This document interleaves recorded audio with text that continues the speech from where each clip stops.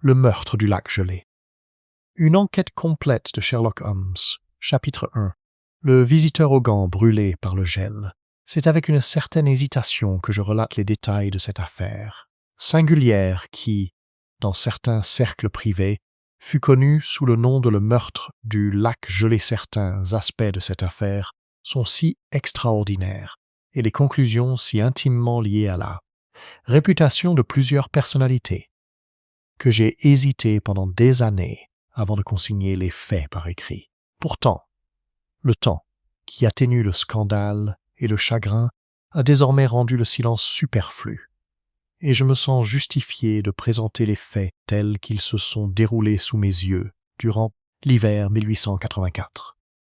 Ce mois de janvier, Londres était plongé dans un froid mordant que je n'avais jamais connu auparavant. Les pavés de Baker Street semblaient exhaler du givre.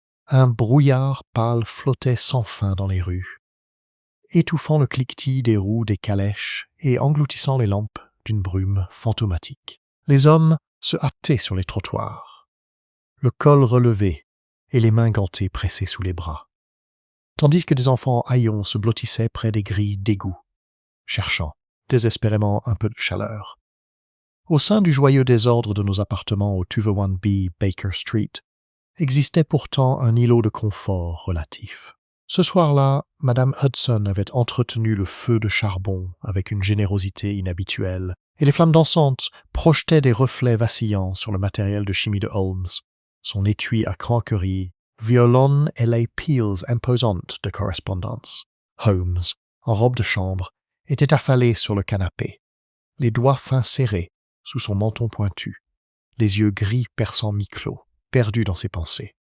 Les restes du souper traînaient négligemment sur la table à côté de lui. Il n'avait quasiment pas bougé depuis près d'une heure. J'avais appris depuis longtemps que de telles périodes d'inactivité apparente dissimulaient souvent les manifestations les plus féroces de son esprit remarquable. « Vous vous ennuyez, Holmes » dis-je enfin en posant mon journal médical. Sans ouvrir les yeux, il répondit. « Mon cher Watson, l'ennui est un mal dont souffrent les esprits moins brillants, privés de stimulation. Je ne fais que subir une famine passagère de problèmes dignes d'intérêt.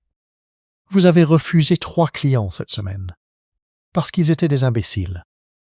L'un d'eux était député, une distinction qui, dans bien des cas, confirme plutôt qu'elle ne contredit mon observation. J'ai ri, malgré moi. Tu deviens insupportablement arrogant en hiver. Sans doute parce que la saison dépouille l'humanité de ses faux semblants, dit-il d'un ton nonchalant. Le froid révèle le caractère plus vite que l'adversité. Observez Londres ce soir. Tout homme honnête rentre chez lui en hâte. Tout voleur reste dehors. Il se leva brusquement et se dirigea vers la fenêtre, écartant le rideau de ses longs doigts nerveux. La ville ressemble à un cadavre sous un linceul, murmura-t-il. Il y avait quelque chose dans sa voix qui m'a fait lever brusquement les yeux. Tu parles comme si tu t'attendais à des ennuis. Holmes esquissa un sourire à peine perceptible. Mon cher ami, les ennuis rôdent toujours à Baker Street. Il suffit d'attendre qu'il frappe à sa porte. Comme si elle avait été appelée aux ses propres paroles, la cloche du rez-de-chaussée sonna violemment dans toute la maison. Les pas de Madame Hudson résonnèrent dans l'escalier. Les yeux de Holmes s'illuminèrent instantanément. « Ah !» dit-il doucement. « Voilà ce qu'on a frappé à la porte. » Un instant plus tard, notre logeuse entra. « Un homme souhaite vous voir, monsieur Holmes. Il semble très angoissé. Confrontez-le immédiatement. » Le visiteur qui entra était parmi les hommes les plus singuliers que j'ai jamais vus. Il était grand et corpulent, bien que voûté comme sous le poids d'un fardeau invisible. Un sombre manteau de voyage ouvert au col laissait entrevoir des vêtements de qualité. Des flocons de neige s'accrochaient encore à ses épaules. Mais ce n'était pas sa tenue qui attira d'abord mon attention. C'étaient ses mains. Il portait d'épais gants de cuir noirci au bout des doigts, comme brûlés par des engelures ou des brûlures chimiques. Même dans la chaleur de nos chambres, il les gardait bien serrés. Son visage était pâle jusqu'aux lèvres, et ses yeux injectés de sang se tournaient sans cesse vers les fenêtres avec une anxiété indéniable. Holmes lui fit signe de s'asseoir sur la chaise en face du feu. « Vous venez du Nord, dit-il calmement. Récemment par le train, même si une partie de votre voyage s'est faite en calèche. Vous n'avez pas dormi depuis au moins 30 heures et, malgré votre peur, vous ignorez encore si l'homme poursuit à des intentions meurtrières ou simplement de vous faire taire. L'étranger fixa Holmes comme s'il était confronté à une force surnaturelle. « Mon Dieu !» murmura-t-il. « Comment peux-tu savoir cela ?» Holmes fit un geste nonchalant de la main. « Votre manteau porte encore des traces de boue gelée, typiques des routes qui entourent les régions calcaires du Yorkshire. Vos bottes sont recouvertes de paille d'écurie, bien qu'aucun cocher londonien n'utilise une telle litière. La suie sur vos poignets indique un long voyage en train. Quant à votre insomnie, vos pupilles sont contractées et vos doigts tremblent irrégulièrement. Un signe classique d'épuisement dû à une agitation nerveuse. Le reste est élémentaire. L'homme s'est affaissé faiblement dans le fauteuil.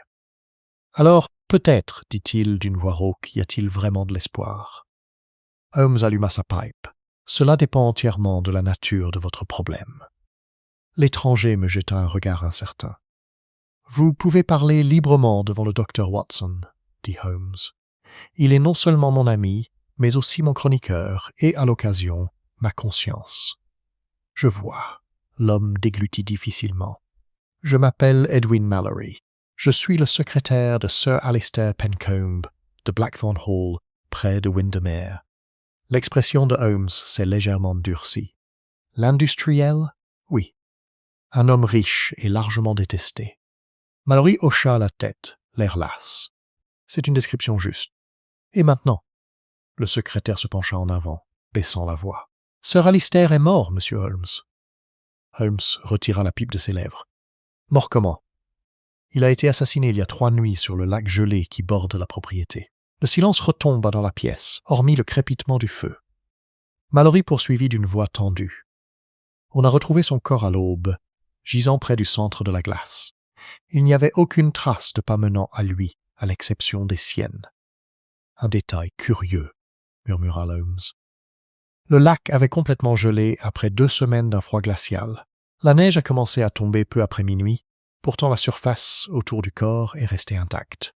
C'était comme si Sir Alistair s'était aventuré seul sur la glace et était mort sans croiser âme qui vive. Et la cause du décès?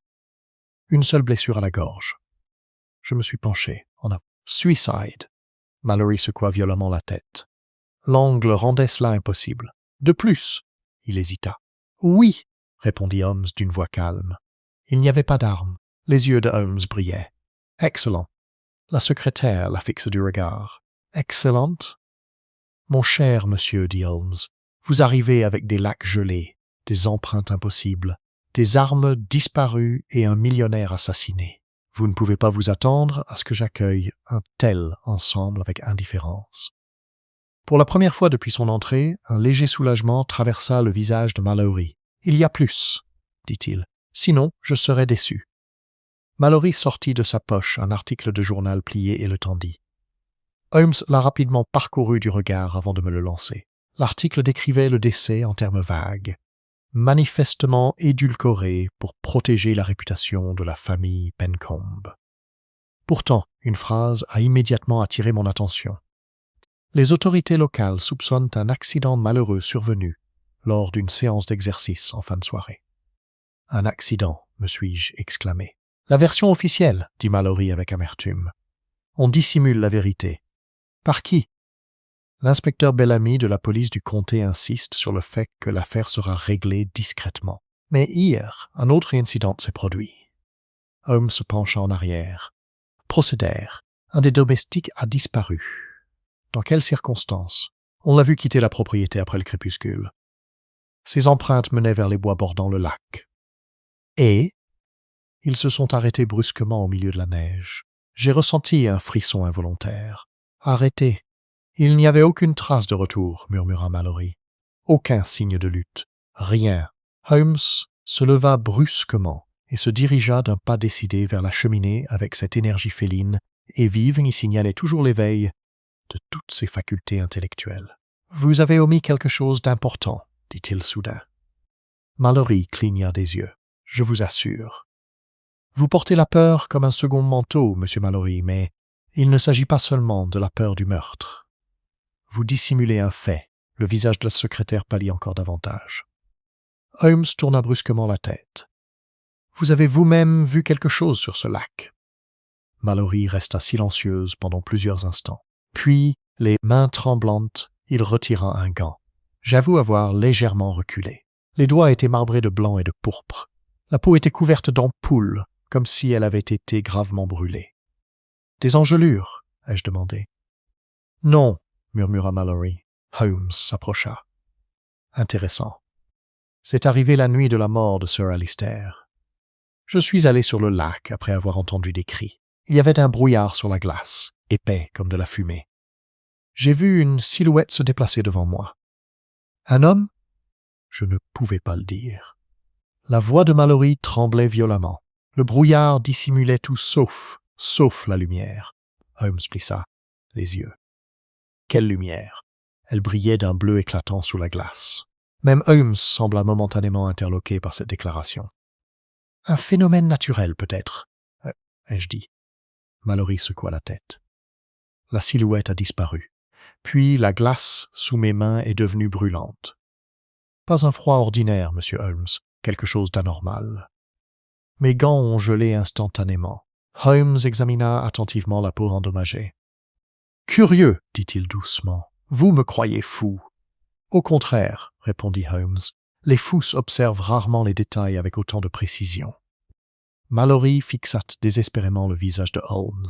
« Viendras-tu » Holmes retourna à sa chaise et ferma brièvement les yeux. Lorsqu'il reprit la parole, son ton était devenu froid et précis. Un riche tyran assassiné sur un lac gelé isolé. Des empreintes qui disparaissent. Un domestique disparu. Des blessures inhabituelles. Des faits occultés. Et, si j'ai bien compris, une atmosphère de superstition théâtrale qui imprègne toute la maisonnée. « Oui, » Holmes esquissa un sourire. « Mon cher Watson, dit-il, il semblerait que Londres doive supporter notre absence pendant plusieurs jours. Vous acceptez l'affaire. Absolument. » Mallory laissa échapper un soupir de soulagement. « Mais, comprenez-moi bien, poursuivit Holmes, il n'y a pas de fantômes sur les lacs gelés. Il n'y a que des êtres humains dont les motivations sont invariablement plus dangereuses. Dehors, au-delà des fenêtres voilées par le brouillard de Baker Street, le vent hurla soudain dans la nuit comme une créature vivante. Et même si je ne m'en rendais pas compte à ce moment-là, ce son lugubre marquait le début de l'une des aventures les plus sombres et les plus déconcertantes de l'extraordinaire carrière de Sherlock Holmes. Chapitre 2. Le manoir de Blackthorn sous la neige. Nous quittâmes Londres le lendemain matin sous un ciel d'un gris ferreux, tandis qu'un vent glacial balayait les quais de la gare avec une telle violence que même les porteurs juraient à voix basse. Holmes, emmitouflé dans son long manteau de voyage et son écharpe sombre, semblait revigoré plutôt qu'incommodé par le froid. J'ai d'ailleurs souvent remarqué que les épreuves physiques ne faisaient qu'aiguiser les facultés exceptionnelles de son esprit.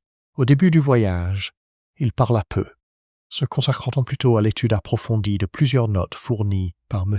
Edwin Mallory. De temps à autre, il faisait de petits traits de crayon dans la marge, qu'il barrait quelques instants plus tard avec une irritation manifeste. Finalement, j'ai plié mon journal et je l'ai regardé de l'autre côté du compartiment. Vous êtes inhabituellement silencieux. Holmes ne leva pas les yeux. Je suis en train de rassembler les faits. Vous soupçonnez déjà quelqu'un? Mon cher Watson, les soupçons sans fondement ne sont que des ragots déguisés en intelligence. Je ne possède que des fragments, rien de plus. Pourtant, quelque chose vous intéresse profondément. Cela, dit-il, est indéniable. Il finit par poser les papiers et étendit ses longues jambes vers le radiateur du compartiment. Dites-moi, Watson, qu'est-ce qui vous paraît le plus étrange dans le récit de notre client? L'absence d'empreinte. Une réponse naturelle, et pourtant totalement fausse. Faux? La disparition des empreintes est purement spectaculaire. Elle fait appel à l'imagination plutôt qu'à la raison. Non, le détail vraiment important concerne les brûlures sur les mains de Mallory. Vous pensez qu'il a menti à leur sujet? Pas nécessairement. Mais les blessures ont une vérité que les témoins n'ont pas. La peau, elle, ne peut pas exagérer. J'ai froncé les sourcils, pensive. Vous pensez qu'un produit chimique était impliqué? C'est possible, malgré quelques difficultés. Holmes joignit les doigts. Voyez par exemple. La secrétaire décrit un froid si intense qu'il gèle la peau et provoque des ampoules presque instantanément. Un tel effet dépasse celui des gelures ordinaires. La terreur aurait-elle pu altérer sa mémoire? Holmes esquissa un léger sourire. Mon cher ami, la terreur simplifie généralement la mémoire plutôt que de l'embellir. Les hommes se souviennent du danger avec une précision extraordinaire. Il se pencha plus près. Et il y a un autre point. Oui? La lumière bleue sous la glace. J'ai ri doucement. Vous ne prenez tout de même pas cette partie au sérieux. Au contraire, lorsqu'un témoin intelligent décrit un phénomène apparemment impossible, il ne faut pas rejeter l'observation, mais seulement l'explication. Avant que je puisse répondre, le train tangua violemment en abordant un virage au milieu de la campagne enneigée.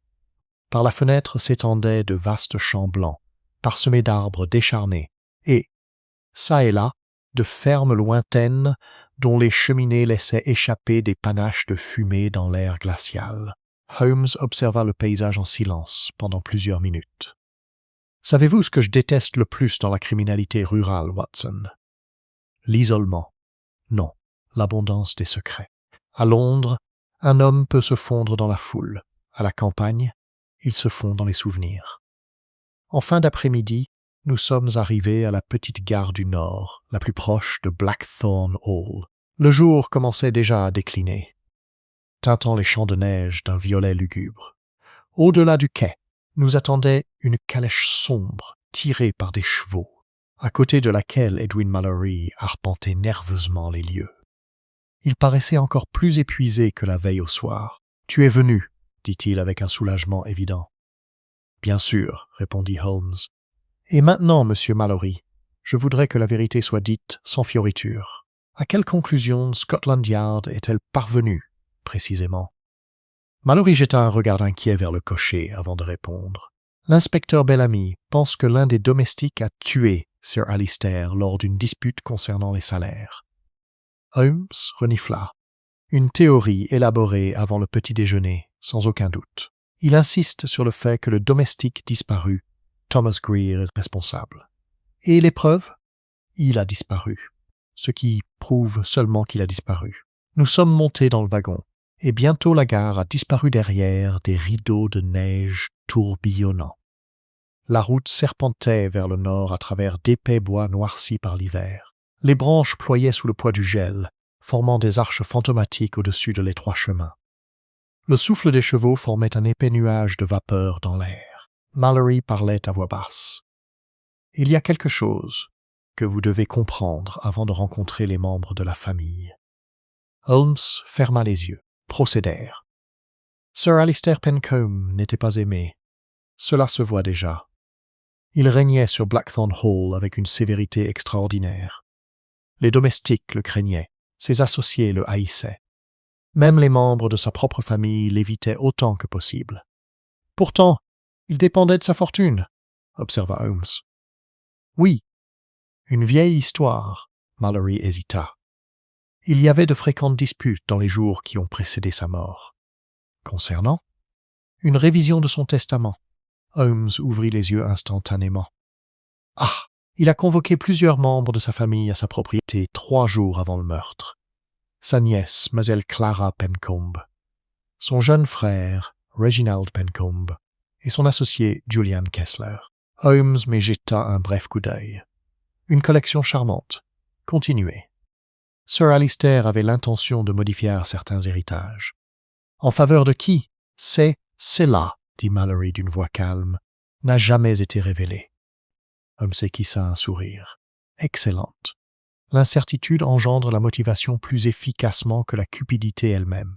La calèche sortit enfin des bois et déboucha sur une large colline enneigée. Là, se dressant sur le ciel qui s'assombrissait, se trouvait Blackthorn Hall. Je n'oublierai jamais ma première vision de cette sinistre demeure du Nord, bâtie en pierre noire ancestrale. Ses étroites fenêtres scintillaient faiblement à travers la neige qui tombait, tels des yeux vigilants. De longues ailes s'étendaient depuis une tour centrale dont le toit abrupt se perdait dans la brume. Un lac gelé s'étendait au-delà du domaine, pâle et immense, sous le crépuscule. Même de loin, la scène avait quelque chose d'oppressant. Holmes l'étudia attentivement. « Une maison conçue pour susciter la suspicion, » dit-il d'une voix calme. Alors que nous rapprochions de l'entrée, j'ai remarqué un mouvement derrière l'une des fenêtres supérieures. Un visage disparut instantanément dans l'obscurité. « Vous fréquentez des gens nerveux, monsieur Mallory. Ils ont tous eu peur depuis le meurtre. » La peur, a déclaré Holmes, est souvent le premier symptôme de la culpabilité. Les grandes portes s'ouvrirent avant même que nous les atteignions. Un majordome âgé se tenait dans le hall d'entrée, tenant une lampe en argent. Son visage émacié restait parfaitement impassible, bien que ses yeux trahissent une tension indéniable. « Monsieur Holmes, Dr. Watson. Bienvenue à Blackthorn Hall. » Holmes retira lentement ses gants.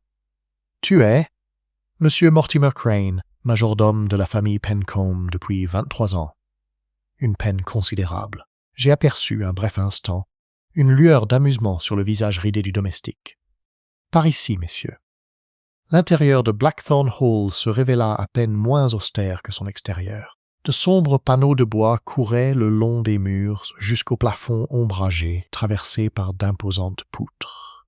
Des portraits d'ancêtres au visage sévère, encadrés de ternissures, fixaient les visiteurs du regard, tandis qu'un léger gémissement du vent résonnait quelque part dans l'édifice antique. Tandis que Crane nous guidait à travers les couloirs, le regard de Holmes se déplaçait sans cesse dans toutes les directions. « Quelle ambiance !» ai-je murmuré. « Oui !» murmura Holmes. « On pourrait presque tout dissimuler ici, y compris la vérité. On nous a fait entrer dans un vaste salon où plusieurs personnes s'étaient visiblement rassemblées, attendant avec impatience notre arrivée. La première à se lever fut une jeune femme remarquable, vêtue de noir de deuil. Elle avait des yeux sombres et intelligents et un calme impressionnant, malgré la tension visible sur son visage. « Ma cousine t'a demandé en mariage » demanda-t-elle. « Mademoiselle Clara Pencombe, je présume » dit Holmes en s'inclinant légèrement.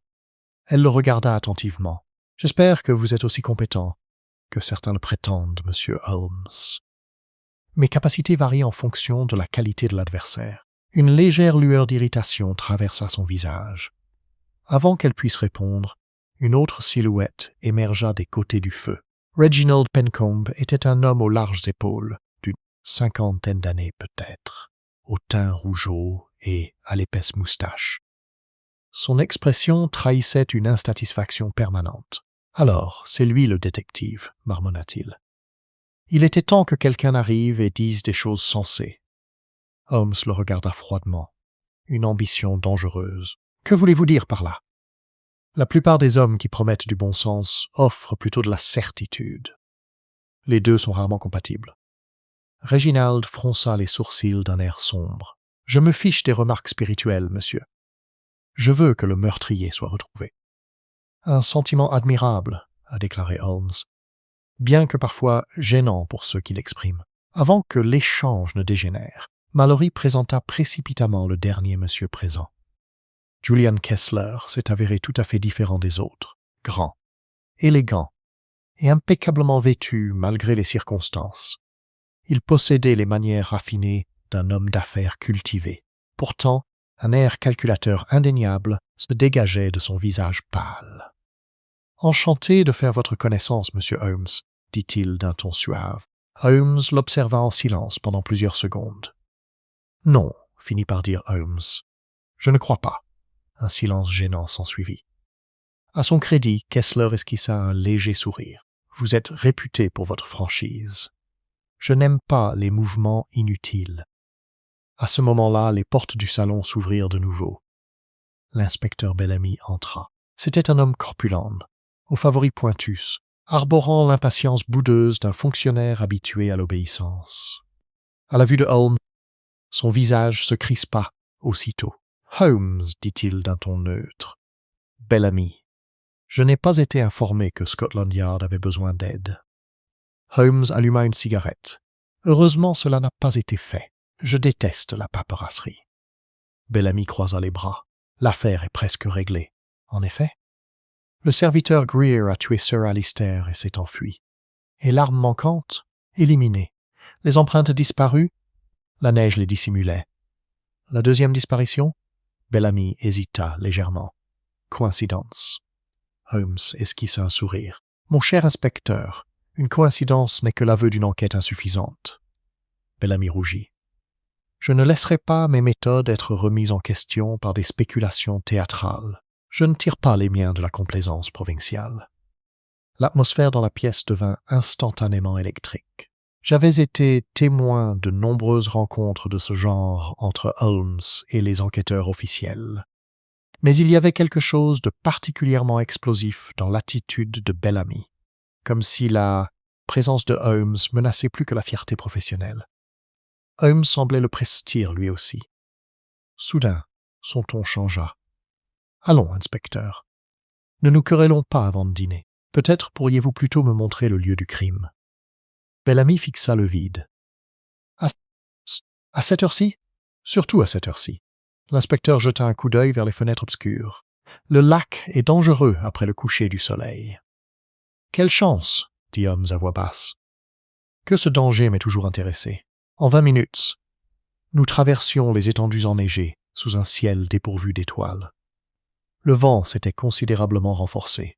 Il balayait le domaine en longs courants glacials qui pénétraient même les vêtements les plus épais. Devant nous s'étendait le lac gelé. Sa vaste surface blanche scintillait faiblement sous le clair de lune qui filtrait à travers les nuages filants. Mallory ralentit visiblement à notre approche. « C'est là qu'ils l'ont trouvé », murmura-t-il en désignant une tache sombre près du centre. Holmes n'a rien dit. Il s'avança sur la glace avec une prudence extraordinaire, ses yeux perçants, scrutant chaque centimètre de la surface gelée. Nous autres, nous avons suivi à contre-cœur. Le silence sur le lac était profond. Aucun oiseau ne bougeait, aucune branche ne bronchait. Même le vent semblait étouffé au-dessus de cette immense étendue gelée. Holmes s'accroupit près de l'endroit marqué où le corps de Sir Alistair avait été retrouvé. Puis soudain, il s'est figé. « Qu'est-ce que c'est » ai-je demandé. Il n'a pas répondu immédiatement. Au lieu de cela, il se pencha plus près de la glace elle-même. Et puis, à ma grande surprise, Holmes esquissa un sourire. « Ah !» dit-il très doucement. « Alors, c'est ça votre jeu. » Chapitre 3. La forme sous la glace.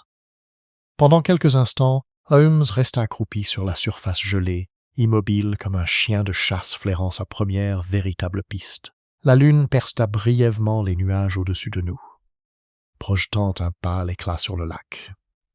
Et je remarquai que ses yeux s'étaient plissés, ne laissant apparaître que de brillantes fentes de Quiet Concentration. « Alors ?»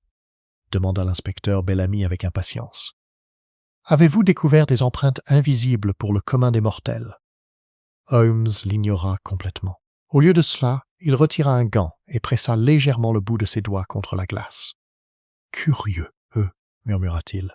Je me suis approché. « Que voyez-vous » ? « Ne vois pas, Watson. » Ressins. Le vent nous balaya avec une force renouvelée. Quelque part au-delà des bois obscurcis, un hibou ulula tristement. Holmes se leva enfin et tourna lentement sur lui-même, scrutant l'ensemble du lac. « Monsieur Mallory, » dit-il calmement, « où vous trouviez-vous précisément lorsque vous avez observé la lumière bleue ?»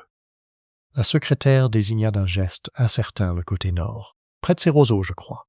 « Et le chiffre dont vous parliez » Cela semblait se déplacer vers le centre. « En direction de Sir Alistair » ? « Oui. » Holmes hocha la tête distraitement. L'inspecteur Bellamy tapa du pied avec irritation pour se protéger du froid. « C'est absurde.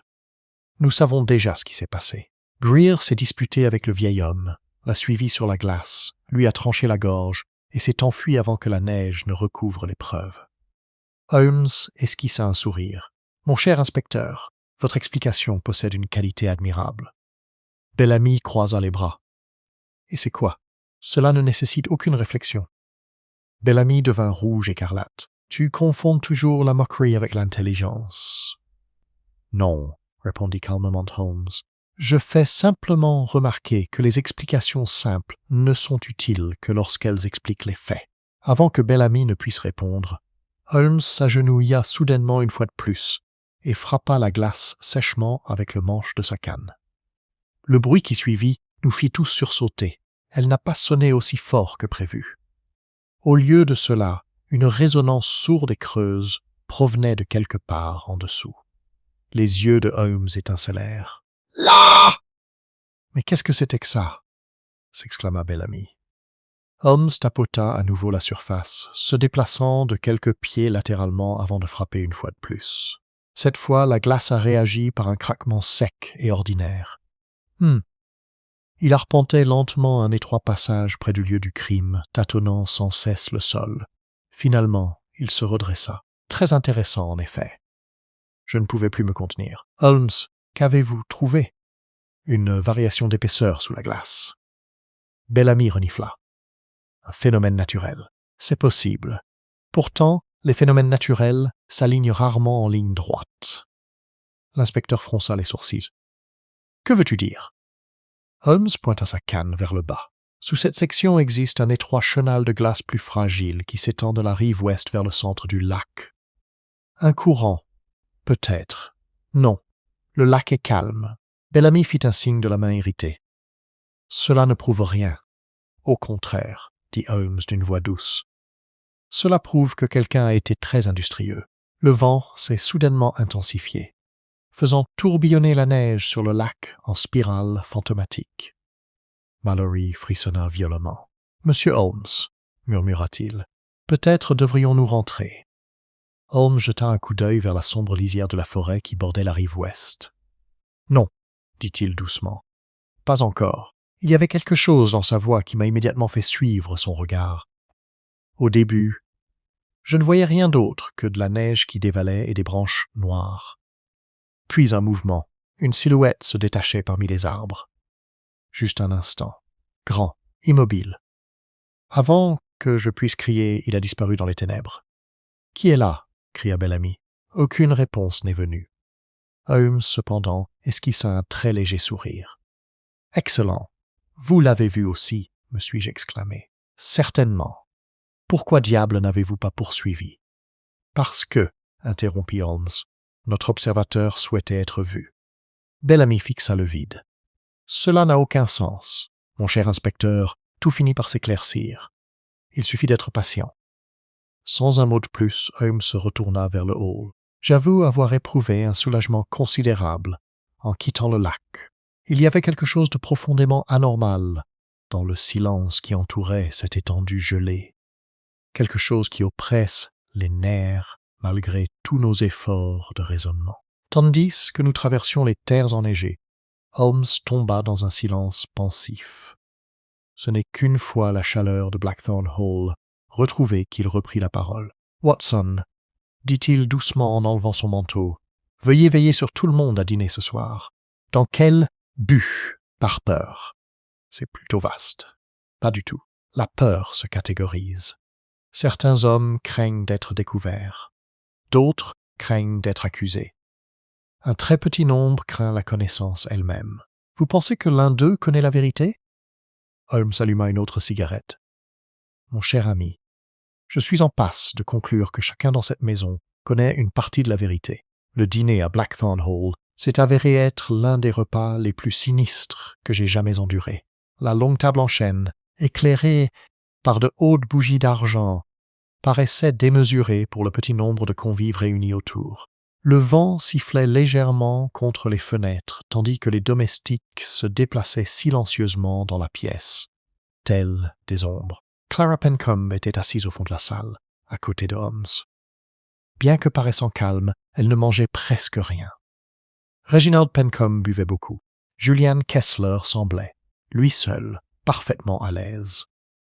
Holmes, quant à lui, affichait la politesse détachée d'un homme assistant à une pièce de théâtre, plutôt qu'à une enquête pour meurtre. C'est Reginald qui, le premier, a rompu le silence oppressant. « Eh bien, monsieur Holmes, grogna-t-il, avez-vous déjà résolu notre mystère ?» Holmes beurra une tranche de pain avec un calme exaspérant. « Certainement pas. » Reginald cligna des yeux.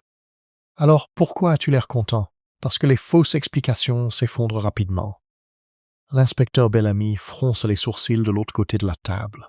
« Vous rejetez les preuves trop facilement.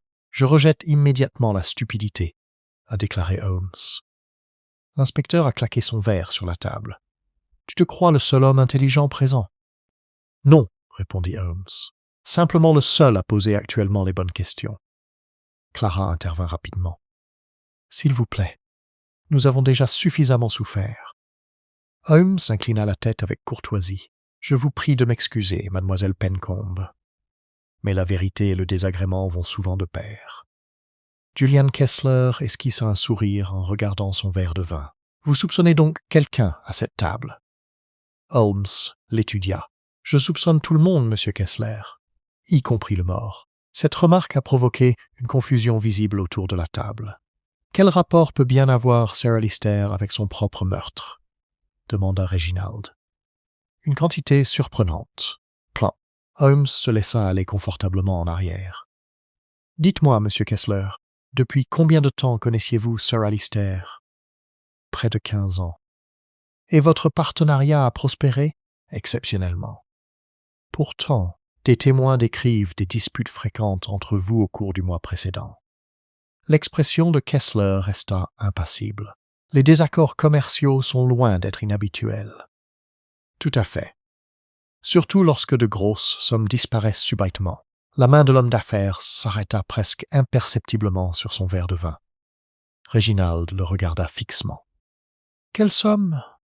Kessler répondit avant même que Holmes ait pu parler. « Nos investissements dans le réseau ferroviaire du Nord ont rencontré des difficultés. » Holmes esquissa un sourire. Une description empreinte de grâce de pertes catastrophiques. Le regard de Kessler se durcit légèrement. « Vous semblez remarquablement bien informé.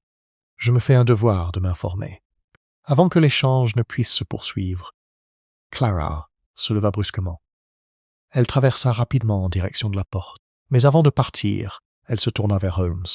« Il y a quelque chose que vous devriez savoir, monsieur Holmes. » Tous les regards se sont tournés vers les personnes assises à table. Mon oncle était terrifié durant la dernière semaine de sa vie. Holmes devint instantanément attentif. « Terrifié par quoi ? Je ne sais pas.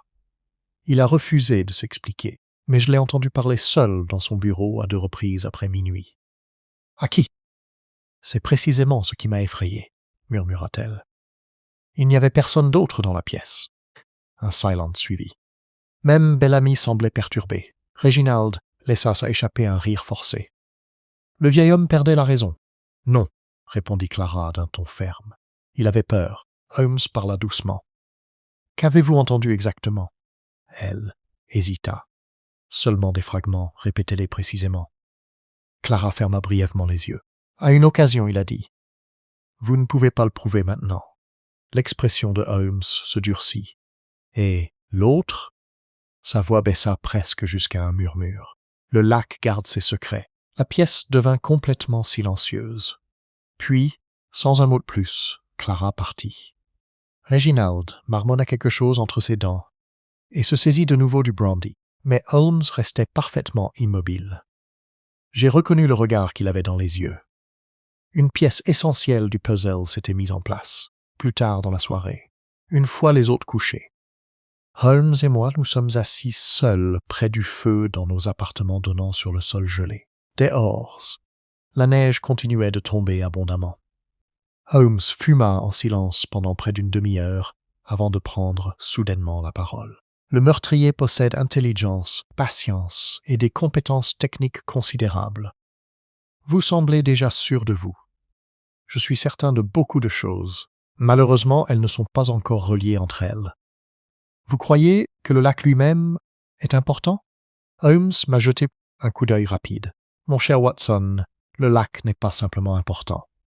Il se pencha lentement en avant. C'est toute l'affaire.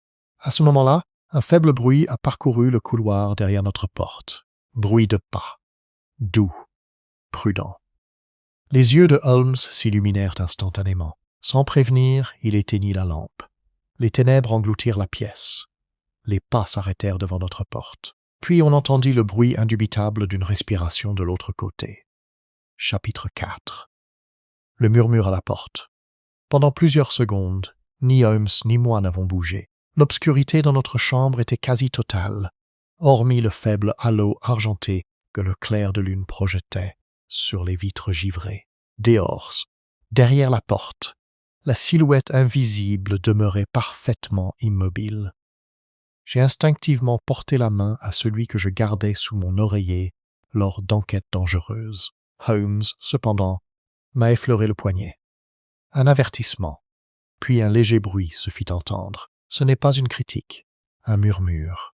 Il est donc venu finalement. La voix était grave et masculine, à peine plus forte que le vent lui-même. Avant que l'un de nous puisse répondre, des pas rapides s'éloignèrent le long du couloir. Holmes bondit de sa chaise avec une rapidité étonnante. « Vite, Watson !» Il ouvrit la porte d'un coup et se précipita dans le couloir. Je l'ai suivi immédiatement, revolver à la main. Le couloir au-delà était faiblement éclairé par une unique lampe à gaz placée au fond. Des ombres s'étiraient sur les vieux panneaux de bois, tandis que la tempête à l'extérieur faisait violemment trembler les fenêtres. Pendant un bref instant, j'ai aperçu un mouvement descendant l'escalier en contrebas. Holmes poursuivit sans hésiter. Nous nous sommes précipités dans le grand hall d'entrée, où résonnaient encore faiblement les échos des pas qui s'éloignaient. Alors, une porte claqua quelque part du côté de l'aile et Holmes s'arrêta brusquement. « Pas plus, dit-il calmement. Je le fixais, incrédule. L'homme pourrait s'échapper. Mon cher ami, répondit calmement Holmes. Il s'est échappé avant que nous n'ouvrions la porte. Il s'agenouilla près du sol carrelé, à proximité de l'escalier. Ce qui m'intéresse, ce n'est pas le messager, mais le message, précisément. Il effleura le sol du bout des doigts. Observez. Je me suis penché plus près. Sur les carreaux sombres gisaient des gouttelettes éparses de neige fondue. L'intrus venait de l'extérieur, ai-je murmuré, indubitablement. Mais toutes les entrées extérieures étaient verrouillées. Holmes esquissa un sourire. C'est donc ce que l'on est censé croire. À ce moment-là, une lampe a brillé derrière nous. L'inspecteur Bellamy émergea du couloir ouest, vêtu d'une lourde robe par-dessus ses vêtements et portant un chandelier. « Que se passe-t-il ici » demanda-t-il sèchement. Holmes se redressa nonchalamment. « Un visiteur nocturne » Bellamy fronça les sourcils. « OMS, voilà, dit Holmes, ce que j'espère que vous pourrez nous dire. » Le visage de l'inspecteur s'assombrit. « Vous insinuez une négligence, je n'insinue rien. Ça fait gagner du temps. » Bellamy descendit lourdement l'escalier et examina la neige fondue. Un des domestiques, peut-être. Peu probable. Pourquoi? Parce que les domestiques portent rarement du tabac turc coûteux. Holmes désigna du doigt une fine couche de cendres grises gisant près du mur. Bellamy cligna des yeux. « Comment diable pouvez-vous dire cela dans ces conditions? Mon cher inspecteur, le tabac est infiniment plus révélateur que l'écriture et considérablement moins trompeur que la conversation. » Bellamy grommela d'un ton irrité entre ses dents. Le vacarme avait maintenant réveillé une partie de la maisonnée. Des portes s'ouvrirent au-dessus de leur tête. Des pas résonnèrent dans les couloirs. Clara Pencombe apparut sur le palier de l'escalier, enveloppée dans un châle sombre. « Que s'est-il passé? » « Un rôdeur, dit Bellamy d'un ton sec. Son visage pâlit visiblement. « Encore » Holmes leva brusquement les yeux. « Encore » Clara sembla aussitôt regretter ses paroles. « Ce n'est rien » la voix de Holmes s'adoucit. « Mademoiselle Pencombe, rien n'est jamais rien. » Elle descendit lentement dans le hall. « À 2 reprises avant le meurtre, j'ai entendu des pas devant la chambre de mon oncle tard dans la nuit. »« Avez-vous vu quelqu'un ?»« Non. »« Sir Alistair les a-t-il mentionnés ?» Il s'est mis en colère quand je lui ai posé la question. Holmes croisa les bras, intéressant. Bellamy laissa échapper un grognement impatient. « Cela ne prouve pas grand-chose. Les vieilles maisons font du bruit. »« Non, » dit Holmes calmement, des empreintes de pas dans la neige fraîche. L'inspecteur fronça les sourcils. « Des empreintes. » Holmes désigna du doigt les fenêtres du hall d'entrée. Dehors, faiblement éclairées par le clair de lune, une traînée d'empreintes bien visible traversait la terrasse enneigée menant vers le terrain oriental. Bellamy se dirigea aussitôt vers la porte. « Par ici. » Mais Holmes ne bougea pas. « Tu ne viens pas ?» ai-je demandé. « Non. » Bellamy s'arrêta, furieux. « Vous refusez d'enquêter ? Au contraire. Je refuse de gaspiller mes efforts. Mais qu'est-ce que c'est que ce non-sens ?» Holmes désigna nonchalamment les estampes d'un geste. « Mon cher inspecteur, ces empreintes vous sont destinées. Bellamy fixa le vide. Que veux-tu dire? Observez leur profondeur, leur espacement et leur netteté. Elles sont presque théâtrales. Notre visiteur souhaite les découvrir. Bellamy renifla. On voit des pièges partout, parce que les criminels intelligents les placent partout. Ignorant complètement Holmes, l'inspecteur ouvrit les portes en grand et se précipita dehors avec 2 domestiques portant des lanternes. Leurs lumières disparurent bientôt dans la tempête. Holmes les regarda disparaître avec un léger amusement. « Vous croyez vraiment que la piste est fausse ?» ai-je demandé. « Absolument. » « Alors pourquoi permettre à Bellamy de le suivre ?» Holmes alluma une cigarette.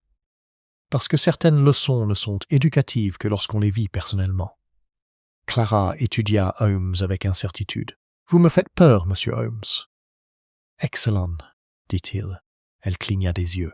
« Je vous demande pardon ?» La peur aiguise l'observation. Or, votre foyer a désespérément besoin d'une observation plus aiguisée. Elle le regarda en silence pendant plusieurs instants. Puis, à voix basse, « Vous pensez que quelqu'un ici ment ?»« Ma chère Miss Pencombe, dit doucement Holmes, tout le monde ici ment. » Les mots semblèrent la frapper physiquement. Avant qu'elle puisse répondre, un cri soudain retentit faiblement à l'extérieur. La voix de Bellamy, puis un autre cri. L'expression de Holmes se durcit instantanément. « Ah !» dit-il doucement, « exactement comme prévu. » Sans un mot de plus, il s'empara d'une lanterne et franchit les portes ouvertes pour se jeter dans la tempête. Nous avons rapidement traversé la terrasse et descendu le sentier enneigé vers le terrain et où les lanternes de Bellamy vacillaient follement parmi les arbres. L'inspecteur se tenait près du bord d'un ravin étroit partiellement dissimulé sous la neige qui s'amoncelait. Son visage était pâle de fureur. « Là !» cria-t-il à notre approche. Un des gendarmes leva sa lanterne. Au fond du ravin gisait une échelle de bois brisée, à moitié enfouie sous la neige. Bellamy se retourna furieusement vers Holmes. « Tu le savais, je m'en doutais. L'échelle a été placée délibérément, évidemment. » Bellamy jura violemment. « Il voulait que nous tombions. »« Pas nous, » corrigea Holmes. « Vous. » L'inspecteur lança un regard noir. « Et comment arrive-t-on à cette distinction? » Parce que le piège exigeait de la rapidité. Vous êtes guidé par votre tempérament, inspecteur. Je suis guidé par la curiosité. Le criminel comprend la différence. Bellamy ouvrit la bouche avec colère, puis la referma. Pour la première fois depuis notre arrivée, j'ai perçu une pointe d'incertitude dans le regard de cet homme. Holmes, quant à lui, examinait attentivement les environs à l'aide de sa lanterne. Après quelques instants, il esquissa un léger sourire. « Excellent. » J'avais déjà entendu ce mot de sa bouche à plusieurs reprises au cours de l'enquête, toujours à des moments où je ne pouvais pas le comprendre. « Et maintenant ?» ai-je demandé. « Notre mystérieux ami a commis une erreur mineure, mais significative. » Il désigna la neige au bord du ravin. Là, partiellement dissimulée par des flocons de neige emportés par le vent, apparurent d'autres empreintes de pas croisant le sentier initial en biais. « Ceux-ci sont plus anciens, » ai-je observé. « Correct. » Bellamy fronça les sourcils. « Et eux ?» Holmes s'accroupit davantage. « Le motif du talon est unique. Cuir italien travaillé à la main, extrêmement cher. » Il se leva lentement. « Julian Kessler possède des bottes correspondant exactement à cette description. » Bellamy se raidit. « Vous l'accusez? » « Certainement pas. Alors pourquoi mentionner lui ?» Holmes esquissa un sourire. « Parce que les réactions sont souvent plus précieuses que les réponses. » Alors que nous retournions vers le manoir, à travers les tourbillons de neige, Holmes restait inhabituellement pensif. Finalement, il parla doucement à côté de moi. « Watson, que connais-tu de la glace ?» La soudaineté de la question m'a surpris. « Très peu. Dommage. La glace est une substance remarquablement trompeuse, solide en surface, fluide en dessous, un peu comme le caractère humain. Vous faites un lien, d'une manière ou d'une autre, avec le meurtre. Intimement. » Il jeta un coup d'œil en arrière vers le lac gelé que l'on apercevait à travers la tempête, au-delà des arbres. Le meurtrier connaît le lac extraordinairement bien.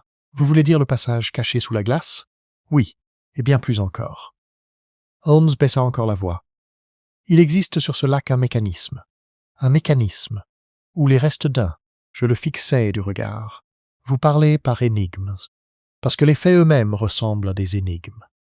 Il marqua une pause. « Dites-moi, Watson, si l'on voulait commettre un meurtre sur un lac gelé sans laisser de traces, comment s'y prendre-t-il au problème? Un bateau sous la glace, peut-être ?» Holmes approuva d'un signe de tête. Une réponse imaginative. Mais c'est impossible, assurément. Les solutions les plus intéressantes paraissent impossibles tant qu'elles ne sont pas expliquées. Avant que je puisse l'interroger davantage, nous sommes retournés dans le hall. Dans le vestibule se tenait Mortimer Crane, le majordome, pâle et visiblement bouleversé. « Monsieur Holmes, dit-il d'un ton pressant, il y a quelque chose que vous devez voir. » Holmes retira ses gants calmement. « Allez-y. » Crane nous a fait monter non pas à l'étage, mais descendre par un étroit passage latéral que je n'avais pas remarqué auparavant. L'air se refroidissait à mesure que nous descendions les marches de pierre vers les parties inférieures du manoir. « Qu'est-ce que c'est que cet endroit ?» ai-je demandé. « Les anciennes caves de stockage, » répondit Crane nerveusement. « Inutilisées depuis de nombreuses années. » Au bas de l'escalier se trouvait une lourde porte en bois légèrement entr'ouverte. La grue s'est arrêtée devant. Je l'ai trouvée ouverte il y a quelques instants. Holmes poussa la porte plus largement. Une longue chambre souterraine s'étendait au-delà, tapissée d'étagères antiques et de caisses en décomposition. Mais ce n'est pas la pièce elle-même qui a attiré notre attention. C'était le sol. Sur les pierres couvertes de poussière, une traînée d'empreintes humides et fraîches s'étendait. Les gravures menaient directement au mur du fond.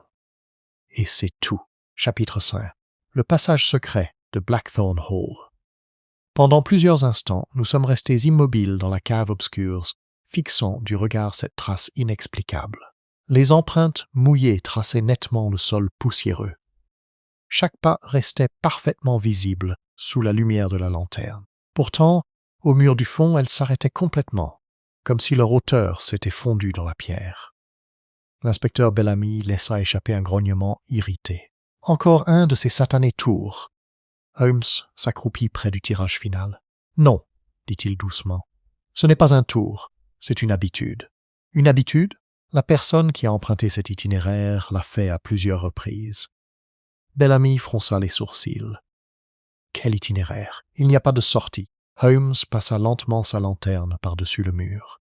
Il était constitué de pierres noires brutes, anciennes et solidement jointoyées. Aucune jointure ni charnière n'était visible. Pourtant, Holmes sourit.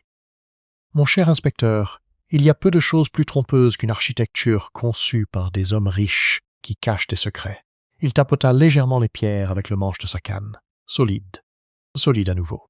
Alors, une note creuse. Bellamy se raidit instantanément. Holmes tapota une nouvelle fois le même endroit, avant d'appuyer soigneusement ses deux mains contre le mur. Avec un léger grincement, une étroite section de pierre se déplaça vers l'intérieur de quelques centimètres. Mortimer Crane se signa involontairement. « Mon Dieu !» murmura le majordome. Un passage secret s'ouvrait au-delà. L'air froid se propageait vers l'extérieur, emportant avec lui l'odeur de terre humide et d'eau stagnante. Holmes leva la lanterne plus haut. « Une cachette pour un prêtre, peut-être, ai-je suggéré. »« Plus vieux, » dit Holmes, « et plus utile. » Bellamy fixa d'un regard sombre le couloir caché. « Vous pensez que le meurtrier a utilisé ça? »« Je pense, » répondit calmement Holmes. Que Blackthorn Hall est le théâtre de bien plus d'activités après minuit que ses habitants ne le laissent entendre. Le passage était extrêmement étroit, à peine assez large pour qu'un homme puisse y passer à la fois. Des murs de pierre brute descendaient en pente douce sous le manoir. Holmes entra le premier sans hésiter. Je suivais de près Bellamy et Crane qui nous suivaient, portant des lampes supplémentaires. Nos pas résonnèrent faiblement dans l'obscurité confinée. Après une cinquantaine de mètres, le tunnel s'élargissait brusquement pour former une chambre circulaire située profondément sous le domaine. L'eau goutte à goutte quelque part dans l'obscurité. Et là, contre le mur du fond, se trouvait un petit chariot en fer monté sur des trois. Holmes s'arrêta net. « Ah !» Bellamy cligna des yeux. « Mais qu'est-ce que c'est que ça ?» Holmes examina attentivement les rails. Ils continuent leur chemin.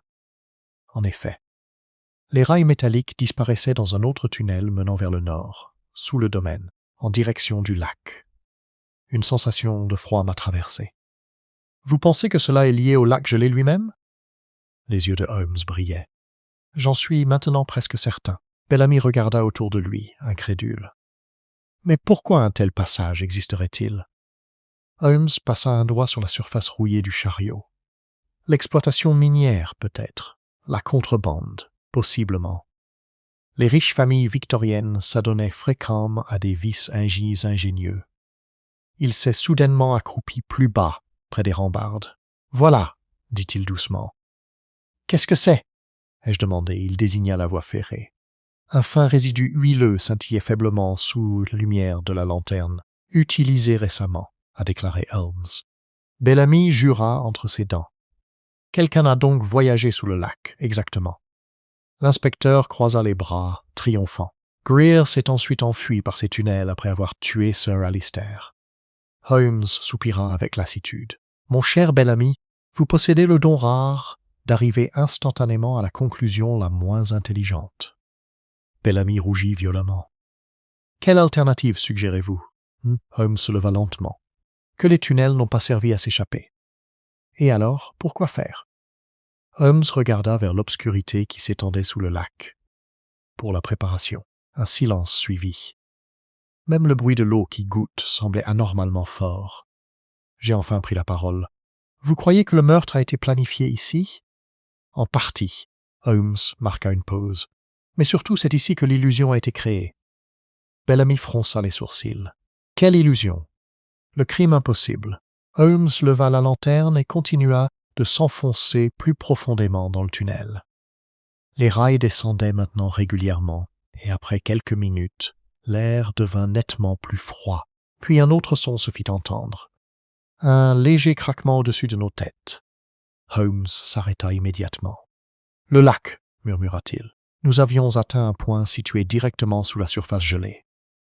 Au-dessus de nous, la glace craquait doucement comme des pas lointains. L'effet était profondément troublant. Holmes leva la lanterne plus haut et examina le plafond. « Voilà, » dit-il doucement. Au-dessus de nous, dans la face inférieure gelée du lac, apparaissait une tache circulaire, plus sombre que la glace environnante. Bellamy plissa les yeux. « Qu'est-ce que c'est » Holmes sourit lentement. La réponse. Avant que l'un de nous puisse réagir, un bruit métallique soudain retentit derrière nous. Nous avons tourné brusquement. Le chariot sur les rails s'était mis en mouvement. Lentement au début, alors plus vite. Tout droit vers nous, à travers l'étroit tunnel. « Attention !» ai-je crié. Holmes m'a saisi violemment le bras et m'a plaqué contre le mur juste au moment où le lourd chariot de fer a passé en grondant dans l'obscurité. Une fraction de seconde plus tard, un fracas assourdissant retentit derrière nous, suivi du terrible bruit de pierre qui s'effondre. De la poussière et des fragments de roches ont jailli du tunnel. Bellamy jura à voix haute. « Ils ont essayé de nous enterrer vivants. » Holmes, cependant, est resté remarquablement calme. « Non !» dit-il à travers la poussière retombante, simplement pour empêcher notre retour.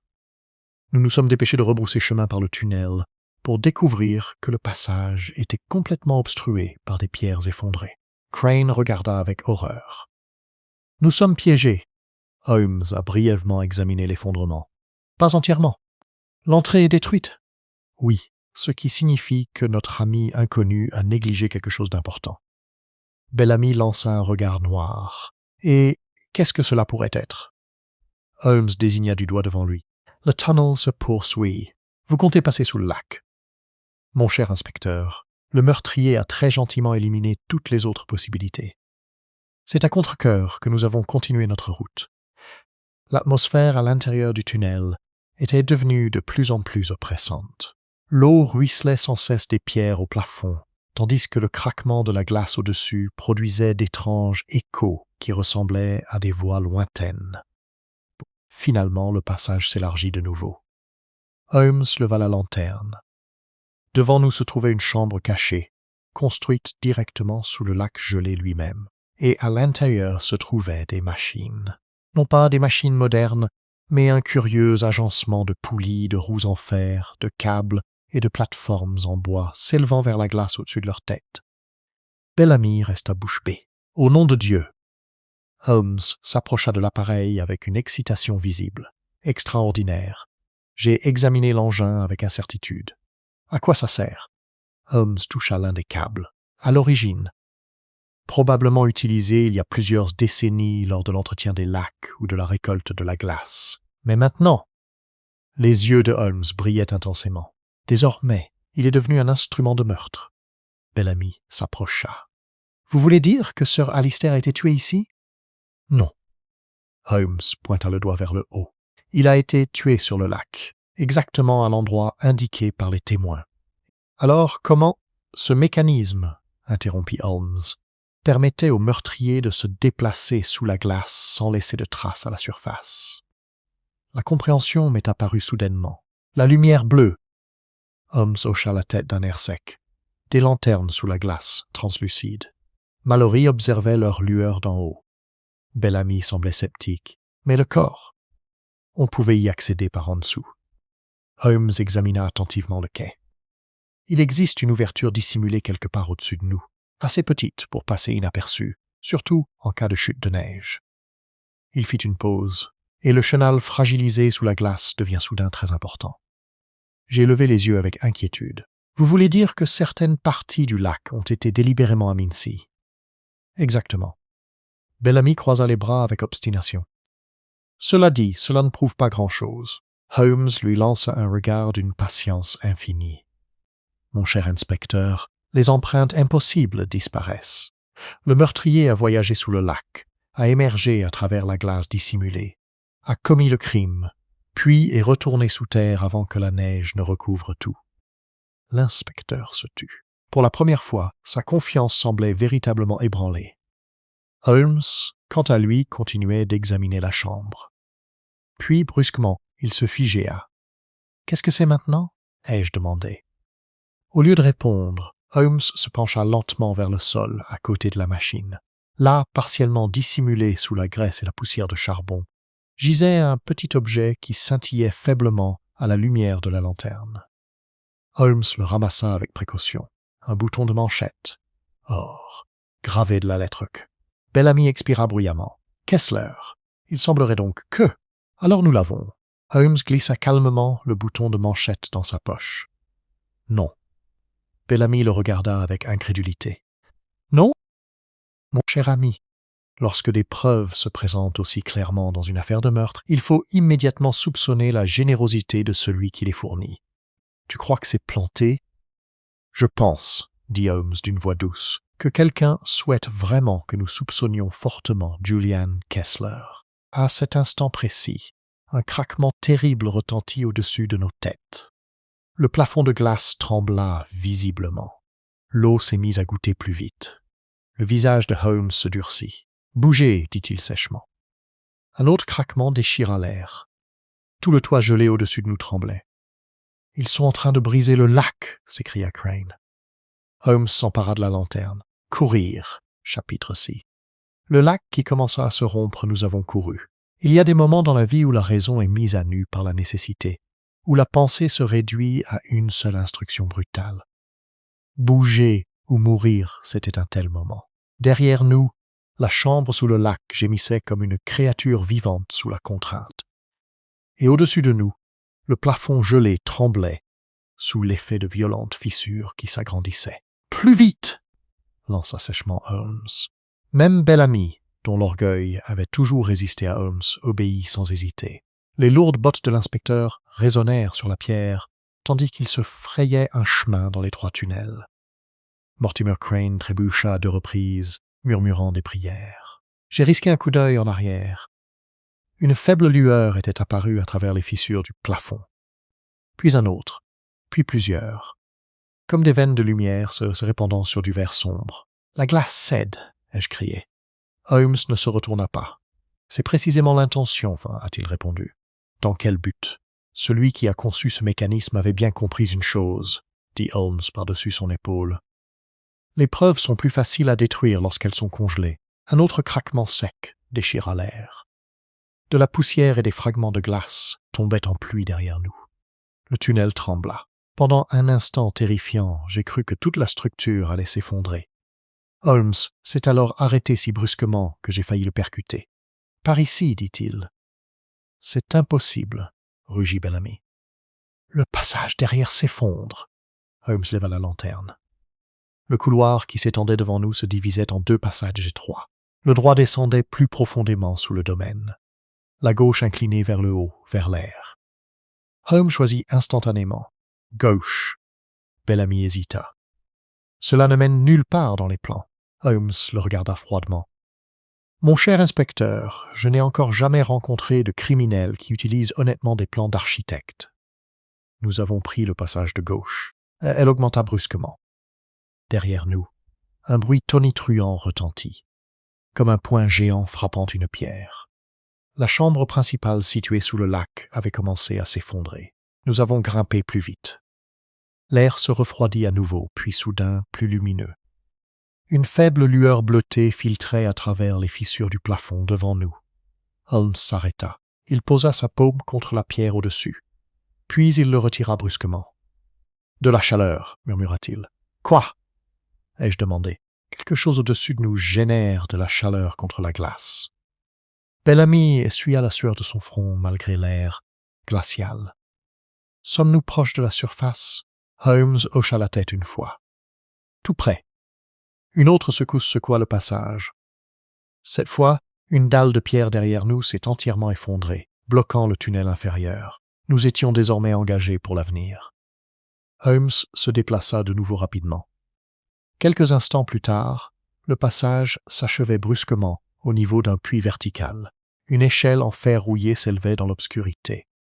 Holmes n'a pas hésité. Il est monté au ciel, un échelon, puis un autre. Au-dessus de nous, la lueur bleue s'intensifiait. J'ai suivi, les mains engourdies par le métal glacé. À mi-chemin, un son nous parvint à travers la glace. Pas d'effondrement, pas du vent. Une voix, s'évanouir, loin. Un homme qui crie. Holmes s'arrêta brièvement. « Trop tard, » dit-il doucement. Nous avons grimpé plus vite. Holmes finit par atteindre le sommet et poussa vers le haut. Une trappe dissimulée s'ouvrit avec résistance. L'air froid s'est abattu sur nous comme une créature vivante. Nous avons émergé à la surface du lac gelé. Le monde d'en haut était chaotique. La tempête de neige s'était intensifiée, balayant la glace en violentes plaques. Des fissures sillonnaient le lac, formant des lignes déchiquetées et luisantes d'une pâle lumière bleutée, comme si toute la surface se transformait en un miroir brisé. Et au loin, une lanterne, se déplaçant rapidement sur la glace. « Bellamy !» ai-je crié instinctivement. Mais Holmes m'a attrapé le bras. Pas lui. Nous avons regardé. La lanterne se déplaça vers la rive nord du lac, là où la glace commençait déjà à se fendre. Puis il s'est arrêté. Une silhouette se tenait à côté, grand. Manteau foncé, immobile. Holmes plissa les yeux. « Julian Kessler » ai-je murmuré. Mais Holmes secoua lentement la tête. « Non, dit-il, ce n'est pas Kessler. » La silhouette leva un bras, et sous la lumière de la lanterne, un éclat métallique a brillé brièvement. Puis, la glace sous lui se brisa violemment. Une profonde fissure a déchiré la surface du lac. Une partie s'est effondrée vers l'intérieur. La lanterne disparut. La silhouette disparut avec elle. Un grondement de glace et d'eau suivit. Bellamy est apparu à nos côtés quelques instants plus tard, à bout de souffle. « Que s'est-il passé » cria-t-il. Holmes ne répondit pas. Il était déjà en mouvement. Vers la section qui s'effondre. « Holmes » ai-je crié. « C'est dangereux !» Il n'a pas ralenti.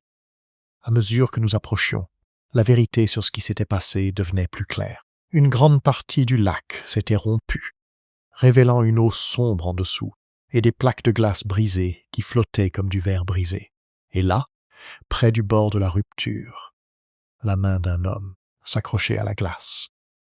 Bellamy s'est précipité en avant instinctivement. « C'est Kessler !» Mais Holmes l'arrêta net. « Non, il s'agenouilla près de la main. Je l'ai examiné. » Puis il tourna lentement son regard vers l'obscurité sous la glace. « Ce n'est pas Kessler, » répéta-t-il. « Alors qui ?» Holmes se leva, et pour la première fois depuis le début de l'affaire, il y avait dans sa voix quelque chose qui n'était pas de la certitude. C'était une reconnaissance. « Voilà, dit-il doucement, Sir Alistair Pencombe. » Le silence qui suivit fut absolu. Même la tempête sembla hésiter. Bellamy le regarda avec incrédulité. « Vous êtes fou! Il est mort !» Holmes ne quittait pas l'eau des yeux. L'était-il? Puis, sous la glace fracturée, quelque chose a bougé, lentement. Soulèvement, une forme, un visage, pâle, indubitable, l'homme mort, Sir Alistair Pencombe, vivant, ou quelque chose qui y ressemble beaucoup. Et lorsqu'il émergea de l'eau glacée, haletant violemment, Holmes reprit la parole d'une voix si basse qu'elle fut presque couverte par la tempête. Le lac n'a donc pas dissimulé de meurtre, elle dissimulait une résurrection. Chapitre 7. L'homme qui refusait d'être mort. Pendant un instant, aucun de nous n'a bougé, ni Bellamy, ni Crane, ni moi. Même la tempête semblait hésiter au-dessus du lac Blackthorn, comme réticente à être témoin de ce qui venait de faire irruption dans le monde des vivants. L'homme se hissa péniblement sur la glace brisée, avec une force désespérée et inégale. L'eau ruisselait de son manteau en épais torrents. Son visage pâle, émacié et exsangue était sans équivoque. Sir Alistair Pencombe. Pourtant, quelque chose clochait chez lui. Pas seulement le fait qu'il ait été déclaré mort, mais il avait l'air d'avoir déjà tenté de retenir la mort. Ses lèvres tremblaient violemment.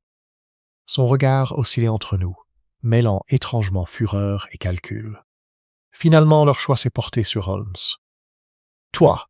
murmura-t-il d'une voix rauque. Holmes resta immobile, les mains jointes derrière le dos. « Oui !» dit-il doucement. « Moi !»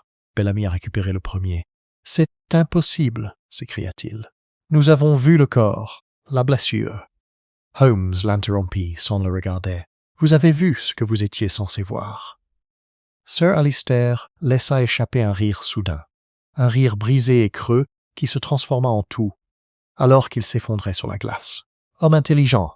murmura-t-il. « Trop intelligent pour son propre bien. » Holmes s'approcha. « Vous avez mis en scène votre propre meurtre. » Les yeux d'Alistair ont cligné. « Pas moi !» corrigea-t-il faiblement. « Pas seul. » Derrière nous, la glace craqua de nouveau, plus nettement, plus violemment. Le lac s'effondrait par sections lentes et délibérées. Nous avions peu de temps. Holmes ne semblait pas inquiet. « Alors expliquez-le, » dit Bellamy furieux. « Maintenant. » Holmes finit par se tourner vers lui. « Vous vous trouvez sur une scène, inspecteur, et chaque acteur ici présent joue un rôle. » Il fit un geste en direction d'Alistair. « Cet homme n'est pas une victime, puis vers l'eau sombre sous la glace brisée. Et pourtant, quelqu'un a bien tenté de le tuer. » Le visage d'Alistair se crispa. « Il a fait, tuez-moi, dit-il d'une voix rauque. Pour un temps. » Cette déclaration a instauré un silence gêné. Holmes s'agenouilla à côté de lui. « Racontez-moi exactement ce qui s'est passé la nuit de votre mort. » Alistair déglutit difficilement. « Je suis allé sur le lac, a-t-il dit. Comme il s'y attendait. Qui l'aurait cru? » Un sourire amer se dessina sur ses lèvres. « Tous ceux qui devaient mériter. » Bellamy se raidit. Holmes hocha la tête une fois. « Continue. » La voix d'Alistair baissa, peinée par le vent. Il y avait du brouillard, si épais qu'il aurait pu engloutir le monde. Je me souviens des lanternes sous la glace, de faibles formes bleues qui se déplaçaient comme des fantômes. Le regard de Holmes s'aiguisa légèrement. « Oui, je pensais que cela faisait partie de l'illusion, » poursuivit Alistair. « De mon propre plan. Vous avez planifié votre mort, » a déclaré Holmes. « J'ai orchestré leur peur, » corrigea Alistair. « Il y a une différence. » Il toussa de nouveau, plus fort cette fois. « Je devais marcher jusqu'au centre du lac, là où la glace avait été préparée. Un point de rupture contrôlé. Une trappe sous la neige et le givre. Je devais tomber à travers, disparaître, et être déclaré mort. » Bellamy fixa le vide. « Et à la place ?» Le visage d'Alistair s'assombrit. « Au contraire, quelqu'un l'a accéléré. » Holmes se leva lentement. « La fracture s'est déclenchée précocement. »« Oui. Par qui ?» Une pause. Puis, discrètement. « Je ne sais pas. » C'était la première fois que l'expression de Holmes changeait légèrement. Une véritable incertitude, brève, mais bien présente. « Vous avez perdu connaissance. » Alistair hocha faiblement la tête. « Quelque chose m'a frappé d'en bas. Une force, mécanique, pas humaine. Holmes se tourna légèrement vers la glace brisée. « Alors vous avez été ému. »« Je me suis réveillé dans le noir, » murmura Alistair. « Sous le lac. Je respirais à travers quelque chose que je ne comprends toujours pas. Des tubes, des poches d'air, des machines. » Bellamy recula involontairement. « Sous le lac. Vivant. » Alistair esquissa un sourire mince et amer. Pendant des heures, voire des jours, le temps n'a plus de sens dans l'eau glacée. Holmes resta parfaitement immobile. Et puis, le regard d'Alistair se porta sur la chambre brisée sous la glace. Puis je me suis échappé lorsque la structure a commencé à s'effondrer. Un long silence suivit. Seule la tempête parlait. Holmes finit par se tourner vers moi. « Watson, » dit-il doucement, « vous remarquerez l'élégance du dessin. » J'ai avalé. Je ne suis pas sûr de comprendre quoi que ce soit de tout cela pour le moment. « C'est parce que vous raisonnez encore en termes de meurtre, » répondit Holmes. Il baissa de nouveau les yeux vers Alistair. « Ce n'est pas un meurtre. » Bellamy a craqué. « Alors, qu'est-ce que c'est ?» Holmes plissa les yeux. « Une résurrection financière. » Le visage d'Alistair se crispa. « Tu es plus près que tous les autres, » dit-il doucement. Holmes a ignoré le compliment. « Sir Alistair Pencombe n'est pas le seul à avoir profité de sa mort. » Alistair rit faiblement. « Non, » a-t-il admis. « Il ne l'est pas. Une réalisation soudaine m'a frappé. L'héritage, ai-je dit. » Holmes hocha la tête une fois. « Il est bien plus facile de manipuler la fortune d'un mort que les objections d'une personne vivante. » Bellamy les regarda tour à tour. « Vous avez simulé votre mort pour contrôler votre propre héritage. » La voix d'Alistair se durcit malgré sa faiblesse. « J'ai simulé ma mort pour découvrir qui essayait de me la prendre avant moi. » Cette phrase planait dans l'air, comme de la glace. Holmes s'approcha de nouveau. « Et vous avez découvert quelque chose ?» Alistair hésita. « Oui, quoi ?» Avant qu'il puisse répondre, un son métallique et strident résonna sous la glace brisée. Holmes a réagi instantanément. « Se déplaçait !» Il m'a attrapé le bras et m'a tiré en arrière. Une seconde plus tard, un câble d'acier jaillit brusquement de l'eau à l'endroit même où nous nous trouvions. Il fendit l'air comme un serpent venimeux. Bellamy recula sous le choc. « Mais qu'est-ce que c'est que ce truc ?» La glace sous Alistair se brisa violemment. Un mécanisme caché sous le lac s'était activé, poulie tournée, chaîne tendue. Quelque chose en dessous était encore en fonctionnement. La voix de Holmes perça la tempête. Quelqu'un contrôle encore le système. Les yeux d'Alistair s'écarquillèrent sous l'effet d'une peur soudaine. « Non, » murmura-t-il. « Il ne devrait pas être là. »« Qui ?» demanda Holmes d'un ton sec. Mais la réponse ne vint jamais, car à ce moment précis, d'une lueur finale apparut, provenant de la chambre de glace brisée en contrebas. Bleu, intense, soulèvement, et une seconde silhouette commença à émerger des machines situées sous le lac. Chapitre White. La seconde silhouette sous la glace de prunellier. La lueur bleue s'intensifia jusqu'à ce qu'il semble que le lac gelé lui-même ait commencé à brûler de l'intérieur. De l'ouverture brisée sous la glace, quelque chose s'éleva, lentement, délibérément, comme une pensée surgissant d'un esprit perturbé. Au début, il n'y avait que de la lumière et du mouvement, puis une silhouette grand, maîtrisé, familier dans sa posture, mais décalé dans son timing. Holmes ne bougea pas, moi non plus. L'inspecteur Bellamy recula instinctivement. « C'est impossible, » murmura-t-il. Le visage de Sir Alistair se vida de toute couleur qui lui restait. « Non, » souffla-t-il. « Non, non. Il est censé être. » La silhouette s'est glissée à travers l'ouverture dans la glace fracturée avec une précision chirurgicale, comme si elle avait répété cette ascension à maintes reprises.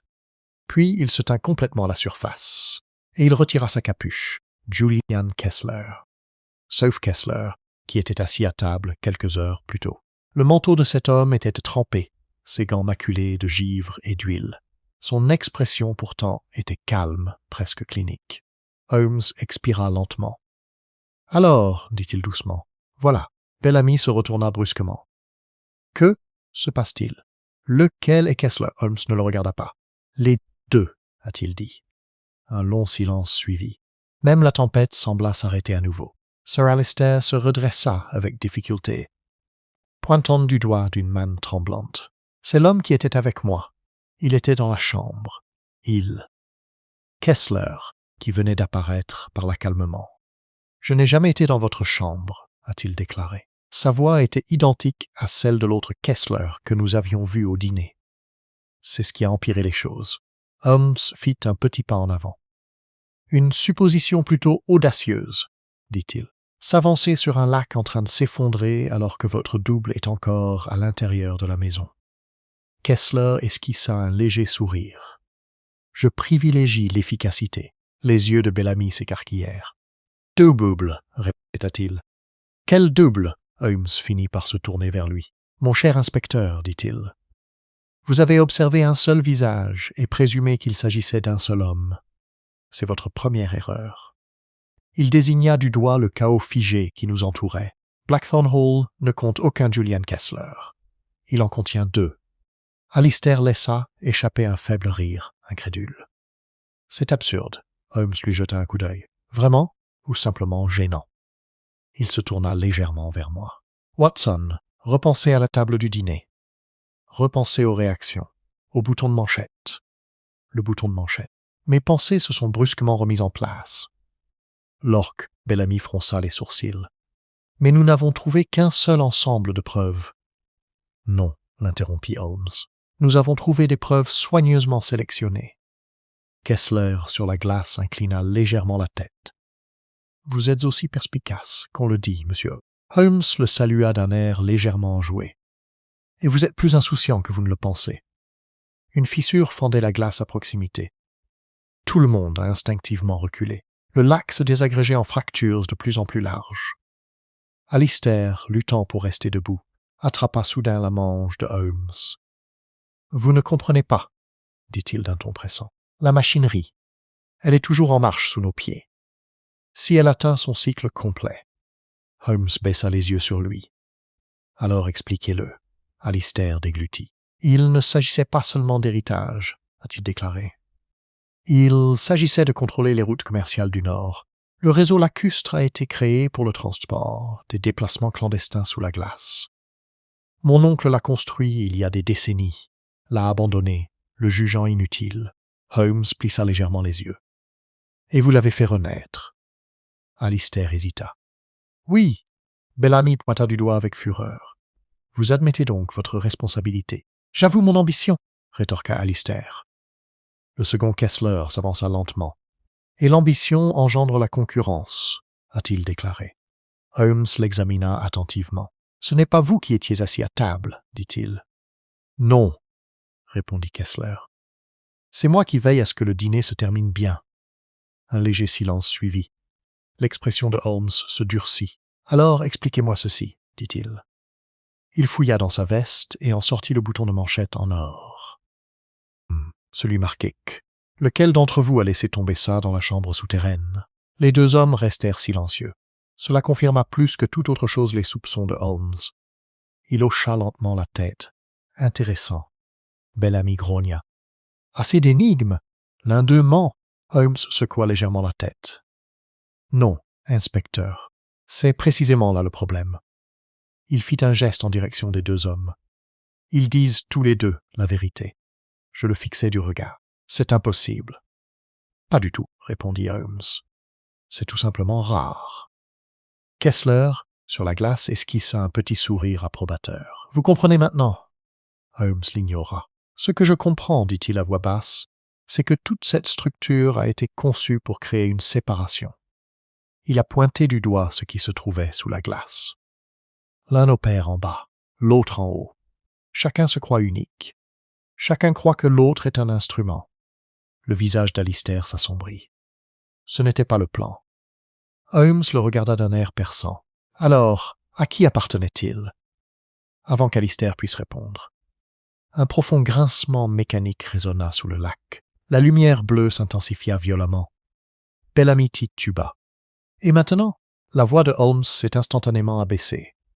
Le système est entré dans sa séquence finale. Kessler, sur la glace, a lentement régressé. « Je vous l'avais dit, » dit-il calmement. « Cela n'aurait pas dû en arriver là. » Les yeux d'Alistair s'écarquillèrent d'horreur soudaine. « Non, non, C'est toujours verrouillé, Holmes l'interrompit. Watson, Bellamy, éloignez-vous immédiatement de la ligne de fracture. Pourquoi? Ai-je demandé. La réponse de Holmes fut immédiate, parce que le lac est sur le point de s'ouvrir complètement.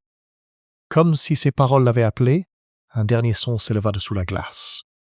Pas de fissure, pas de casse, mais déverrouillé. Une vaste portion du lac gelé a commencé à s'enfoncer lentement, comme une porte qui s'ouvre sur les ténèbres.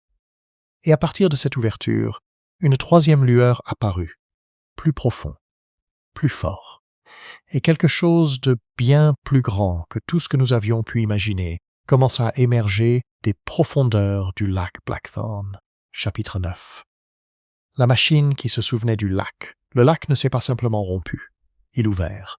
Cette distinction est devenue horriblement claire lorsque la fracture centrale s'est élargie en une descente circulaire et contrôlée. Des plaques de glace s'enfonçant par segments mesurés comme guidées par une main invisible plutôt que détruites par la nature. La voix de Holmes perça distinctement le chaos. « Revenez, vous tous, revenez du centre. Nous avons reculé instinctivement sur la surface tremblante. » Bellamy a glissé une fois, se rattrapant de justesse contre une arête de glace dentelée. Crane a trébuché derrière lui, blême de terreur. Sir Alistair resta immobile, fixant l'abîme grandissant sous le lac. « Cela ne devrait pas être possible, » murmura-t-il. Holmes l'attrapa par le col et le tira en arrière, avec une force surprenante. « Vos opinions sur les possibilités n'ont plus lieu d'être, » dit-il froidement. « Partez. » En contrebas, les machines se dévoilaient entièrement pour la première fois. Il ne s'agissait pas d'un seul appareil. C'était un système complet. D'imposantes structures de fer ancrées dans des piliers de pierre immergés, des engrenages rotatifs de la taille de roues de chariot, des chaînes disparaissant dans des tunnels qui s'étendaient sous le lac gelé dans toutes les directions. Et en son centre, une chambre verticale de verre et de métal éclairée par cette lumière bleue artificielle. Le second Kessler se tenait au bord de la glace, son expression se crispant pour la première fois. « Ceci dépasse le cadre du cycle, » dit-il doucement. Holmes le regarda d'un air perçant. « Alors arrêtez ça. » Kessler secoua la tête. « Je ne peux pas. » Bellamy rit d'un rire amer. « Maintenant il l'admet. » Mais Holmes ne répondit pas à l'inspecteur. Son attention était entièrement fixée sur le mécanisme situé sous nos pieds. « Watson, » dit-il doucement, « observez la structure. » Je me suis forcé à regarder. Le mécanisme n'était pas agencé au hasard. Il était conçu avec une précision mathématique. Symétrie, équilibre, synchronisation. Cela régule la pression sous la glace, dis-je lentement. Oui, répondit Holmes, mais pas seulement la pression. Il désigna la pièce centrale. Distribution d'énergie. Un violent tremblement soudain parcourut le lac. Une partie de la glace s'est entièrement effondrée dans la chambre incandescente située en dessous. Le son ressemblait à un coup de tonnerre emprisonné sous l'eau. Sir Alistair laissa échapper un rire rauque. « C'est un éveil, » murmura-t-il. Holmes tourna brusquement la tête. « Qu'est-ce que l'éveil » Alistair secoua rapidement la tête. « Vous ne comprenez pas. Il ne s'agissait pas seulement de transport. Il s'agissait aussi de stockage. Le lac n'a jamais gelé naturellement. Il était entretenu, contrôlé. Quelque chose y était maintenu en sommeil pendant des décennies. Bellamy fixa le vide. Conservé. Qu'est-ce qui a été conservé? La voix d'Alistair s'est brisée. Je ne sais pas ce que c'est, a-t-il admis. Je sais seulement que mon oncle l'appelait ainsi, les archives. Holmes resta immobile. Les archives, répéta-t-il. Kessler, sur la glace, prit soudain la parole. Tu n'étais pas censé apprendre ce mot. Holmes se tourna vers lui. Et pourtant, nous en sommes là. Les machines situées sous nos pieds émettaient un bourdonnement profond et résonnant. La lueur bleue s'intensifia jusqu'à devenir presque insupportable à regarder directement. Puis j'ai entendu un son que je n'oublierai jamais. Pas mécanique, pas naturel, mais structuré. Comme un souvenir qui résonne à travers le fer et la glace. Holmes s'approcha du bord de la fracture. « Watson, » dit-il doucement, « que voyez-vous au centre ?» Je me suis forcé à regarder à nouveau. Dans la chambre lumineuse située sous le lac, des formes se mouvaient. Pas les gens. Pas des animaux. Fragments.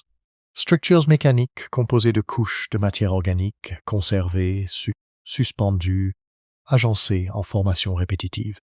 Bellamy jura entre ses dents. « C'est de la folie. »« Non, » corrigea doucement Holmes. « C'est de la préservation. » Sir Alistair recula en titubant. « Il n'était pas censé s'activer, a-t-il déclaré. Il était inactif. Mon oncle l'a construit pour stocker des informations, des documents physiques, des échantillons biologiques, des schémas de déplacement. » Holmes l'interrompit brusquement. « Les schémas comportementaux des individus. » Alistair se tut. Holmes hocha lentement la tête. « Une fois. Voilà, c'est tout. » Le visage de Kessler se crispa. « Tu comprends trop vite. » Holmes leva les yeux vers lui. « Pas rapidement, dit-il. Enfin, un craquement sec déchira l'air. La structure de glace restante du lac a commencé à s'effondrer vers l'intérieur en cercle concentrique. Le système entrait en phase de déploiement complet. Bellamy cria pour couvrir le bruit. « Nous allons mourir ici. » Holmes ne quittait pas les machines des yeux. Il se tourna brusquement vers la crête de glace intacte la plus proche. « Watson, Crane, Bellamy, suivez-moi. » « Mais l'affaire, ai-je commencé. « C'est terminé, » a déclaré Holmes sèchement. « Ce n'est plus une enquête, c'est un échec du confinement. » Kessler a crié derrière nous. « Vous ne pouvez plus l'arrêter maintenant. » Holmes, une brève pause. Sans se retourner, il répondit. « Je n'essaie pas de l'empêcher. » Il jeta un coup d'œil par-dessus son épaule. « J'essaie de comprendre ce qu'il a engendré. » Puis il a bougé. Nous avons couru, sur une glace instable, par-dessus des fractures qui s'élargissaient, à travers un vent qui transportait maintenant des fragments d'embrun glacés comme des couteaux. Derrière nous, le lac continuait de s'élargir. Et en dessous, les archives ont commencé à refaire surface intégralement pour la première fois depuis des décennies. Alors que nous atteignions le bord de la structure qui s'effondrait, Solms s'arrêta brusquement. Il fit demi-tour une dernière fois. La lueur bleue illuminait nettement son visage en contraste avec la tempête. Et, pour la première fois depuis que je le connaissais, Sherlock Holmes semblait perturbé. Je n'ai pas peur, mais profondément troublé sur le plan intellectuel.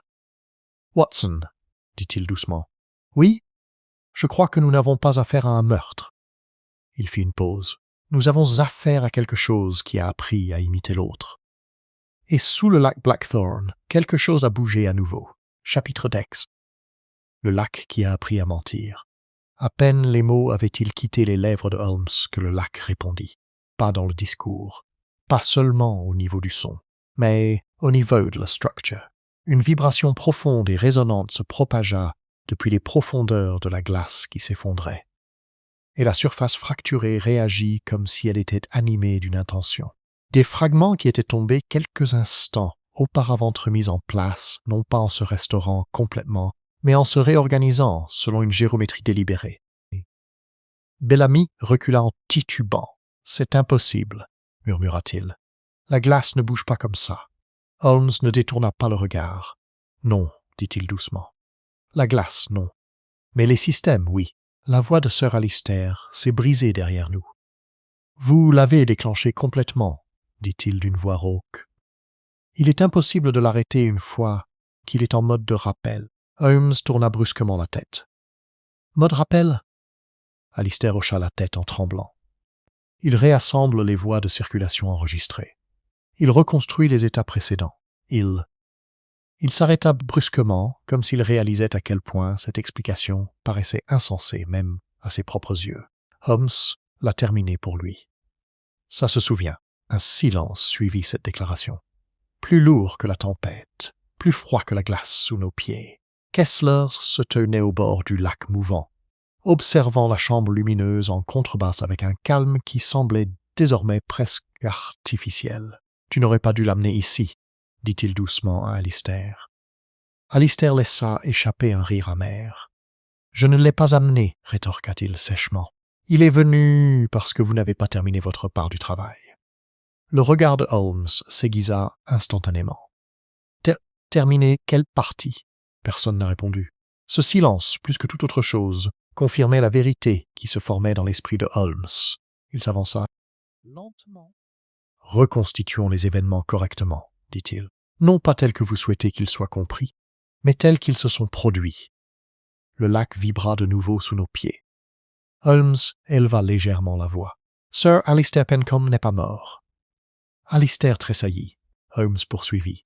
« Il a mis en scène sa disparition pour contrôler l'héritage et les pressions financières au sein du groupe Pencombe. Mais il n'était pas seul dans cette décision. Son regard se tourna vers Kessler, vous l'avez aidé. » Kessler inclina légèrement la tête. « En partie. » Bellamy interrompit avec colère. « C'est absurde. Il est juste là. » Holmes l'ignora. « Mais quelque chose a perturbé vos plans, poursuivit-il. Quelque chose sous ce lac que ni l'un ni l'autre ne contrôlait pleinement. » Il fit un geste vers le bas. Ce système, ces archives n'étaient pas inactifs. Ils étaient réactivation même avant que le meurtre n'ait lieu. Alistair déglutit difficilement. C'est à ce moment-là que les premiers incidents ont commencé, a-t-il admis d'une voix basse. Les lumières, les sons, les variations de pression sous la glace. Holmes hocha la tête une fois, et le second Kessler apparut. Kessler, sur la glace, esquissa un sourire faible et indéchiffrable. « Apparu » est un mot qui décrit bien cela. Le regard de Holmes se fixa sur lui. « Expliquez. » Pour la première fois, une hésitation traversa le visage impassible de Kessler. « Je ne suis pas un homme au sens où vous l'entendez, » a-t-il déclaré. Bellamy laissa échapper un rire strident. « Oh, c'est absurde !» Mais Holmes leva légèrement la main. Continuez. Kessler s'approcha du bord de la glace fracturée. Le système ne se contente pas de stocker des données physiques, a-t-il déclaré. Il reconstitue la continuité des comportements, les schémas identitaires, les structures de décision. Il a été conçu pour simuler des résultats en fonction de variables humaines. Holmes plissa légèrement les yeux. Un moteur prédictif. Oui. Et toi? Kessler fit une pause. Je suis l'un de ces produits. Les mots ont eu l'effet d'un impact physique. Même Bellamy resta silencieux. Grue murmura faiblement derrière nous. « Mon Dieu !» Holmes resta immobile. « Vous prétendez être une continuation construite d'une identité humaine. » Kessler inclina la tête. « Je prétends agir selon un schéma mémorisé qui appartenait autrefois à Julian Kessler. » Une rafale de vent a balayé le lac, dispersant la neige comme de la cendre. Holmes parla avec précaution. « Et le Kessler original ?» Une pause. C'est alors Sir Alistair qui répondit. Il n'était de toute façon pas destiné à survivre à la phase de stabilisation du système. Holmes se tourna brusquement vers lui. Signification? La voix d'Alistair s'est abaissée, ce qui signifie que le lac était censé effacer les incohérences. Bellamy s'avança avec colère. Effacer? Vous parlez comme si c'était une machine dotée de jugement. Holmes prit soudain la parole, coupant court à la discussion. Non, dit-il doucement. Pas de jugement. Il baissa les yeux vers la chambre lumineuse située sous la glace. Correction. Un silence suivit. Holmes poursuivit. Ce n'est pas une machine à tuer. Il fit une pause. C'est une machine qui édite. Un craquement sec résonna sous nos pieds. La surface du lac commença à remonter par endroits, non plus en s'affaissant, mais en se reformant, comme pour corriger une erreur. Le visage de Holmes se crispa. Cela réécrit la structure de l'événement. Sir Alistair saisit soudain le bras de Holmes. « Alors vous devez comprendre, dit-il d'un ton pressant. Si le cycle se déroule complètement, il stabilisera le résultat final. Et quelle que soit la version qu'il jugera vraie, elle écrasera tous les résultats contradictoires. » Bellamy le fixa du regard. « C'est de la folie. » Holmes, cependant, n'écoutait plus Bellamy. Ses yeux étaient fixés sur la glace, sur la géométrie changeante sous-jacente, sur le système qui réorganisait activement la réalité au-dessus de sa structure sous-marine. Holmes prit alors la parole très doucement. « Watson, oui? Je crois que nous nous trouvons dans un champ de correction. J'ai ressenti un froid plus intense que celui que le vent pouvait produire. Tu veux dire, je veux dire, dit Holmes à voix basse, que toutes les versions instables de cet événement sont en train d'être éliminées. » Un grincement lointain résonna sous le lac, et quelque part dans les eaux sombres en dessous. Quelque chose commença à nouveau à se déplacer vers le haut. Chapitre Ends. Les versions qui ne devraient pas exister. Le lac avait commencé à respirer. C'était la seule façon dont je pouvais le décrire. Ösensik, non pas au sens poétique, ni dans le langage romantique des tempêtes ou des marées, mais au rythme mécanique d'une force immense, s'accordant à une logique interne. La glace fracturée montait et descendait par pulsations régulières, comme obéissant à une instruction invisible répétée sous l'eau. Holmes resta parfaitement immobile. Il ne regardait plus la surface, il regardait Model. « Watson, dit-il doucement, remarquez-vous une répétition ?» Je me suis forcé à me concentrer. Au début, je ne voyais que le chaos, la glace qui se fissurait, la lumière changeante, la violente tempête au-dessus de ma tête. Mais ensuite, je l'ai vu. Les mêmes fractures se reforment, dans des positions identiques. Les mêmes segments de glace se soulèvent et se déposent selon des cycles répétés. « Ça, boucle !» dis-je lentement. « Oui, » répondit Holmes. « Pas le temps, la structure. » Bellamy cria par-dessus le vent. « Ça n'a aucun sens, ça s'effondre !»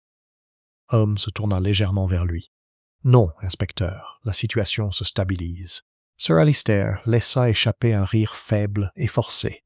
« Vous ne comprenez toujours pas, » dit-il d'une voix rauque. Il ne fait pas la distinction entre effondrement et correction. Il ne recherche que la cohérence. Le regard de Holmes s'aiguisa. Cohérence avec quoi? Aucune réponse ne vint immédiatement. Au lieu de cela, la lueur bleue sous le lac s'intensifia de nouveau. Puis, un événement extraordinaire s'est produit. La surface de la glace, juste devant nous, s'est éclaircie. Non pas physiquement, mais visuellement. La tempête au-dessus s'est dissipée dans une petite zone circulaire, révélant le lac en dessous comme à travers une vitre. Et dans cette clarté, nous nous sommes vus. Pas des reflets, mais des versions. Bellamy recula and titubant. Ce n'est pas possible. Sur la glace en contrebas, de multiples scènes se superposaient faiblement, comme des images fantomatiques superposées les unes aux autres. Holmes reste immobile. Holmes se dirige vers la fracture. Holmes est totalement absent. Alistair se noie. Alistair se tient à côté de Kessler. Kessler seul. 2 Kessler. 3. Chaque version vacillait comme un souvenir concurrent tentant d'imposer sa domination sur la réalité.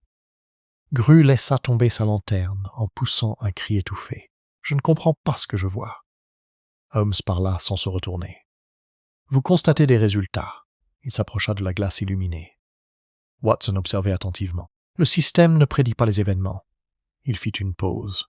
C'est elle qui les sélectionne. Une profonde résonance mécanique s'éleva sous nos pieds. Le lac a réagi. Les images superposées se sont à nouveau modifiées. Certaines s'estompaient, d'autres se densifiaient. Bellamy a saisi le bras de Holmes. Il doit s'agir d'un tour de passe-passe. Lumière, reflet. Holmes le repoussa doucement mais fermement. Non. Sa voix se durcit légèrement. C'est la pression de sélection. L'expression de Sir Alistair se tordit. Cela permet de stabiliser la version finale, a-t-il déclaré. Holmes tourna brusquement la tête. Version finale de quoi? Alistair hésita. Puis, très discrètement, le meurtre. Le silence retomba. Même la tempête au-dessus semblait désormais lointaine, atténuée par la logique implacable qui se déployait sous le lac. Holmes baissa les yeux vers la glace mouvante. « Alors, dit-il doucement, nous revenons au paradoxe central. » Il leva légèrement les yeux. « Il n'y a pas eu de meurtre. » Une pause. Pourtant, il en existe plusieurs versions. La voix de Kessler provenait du bord de la glace fracturée. C'est la nature même du système.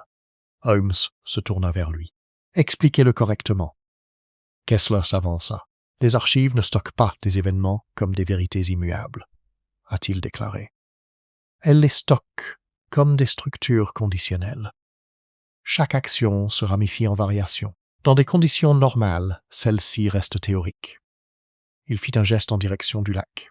« Mais ici, l'environnement impose la convergence. » Bellamy secoua violemment la tête. « C'est de la folie. » « Vous êtes en train de dire que la réalité est manipulée ?» Holmes répondit calmement. « Oui. » Bellamy le fixa du regard. « Et vous acceptez cela ?» Holmes n'a pas hésité. « J'accepte les preuves. » Le lac trembla.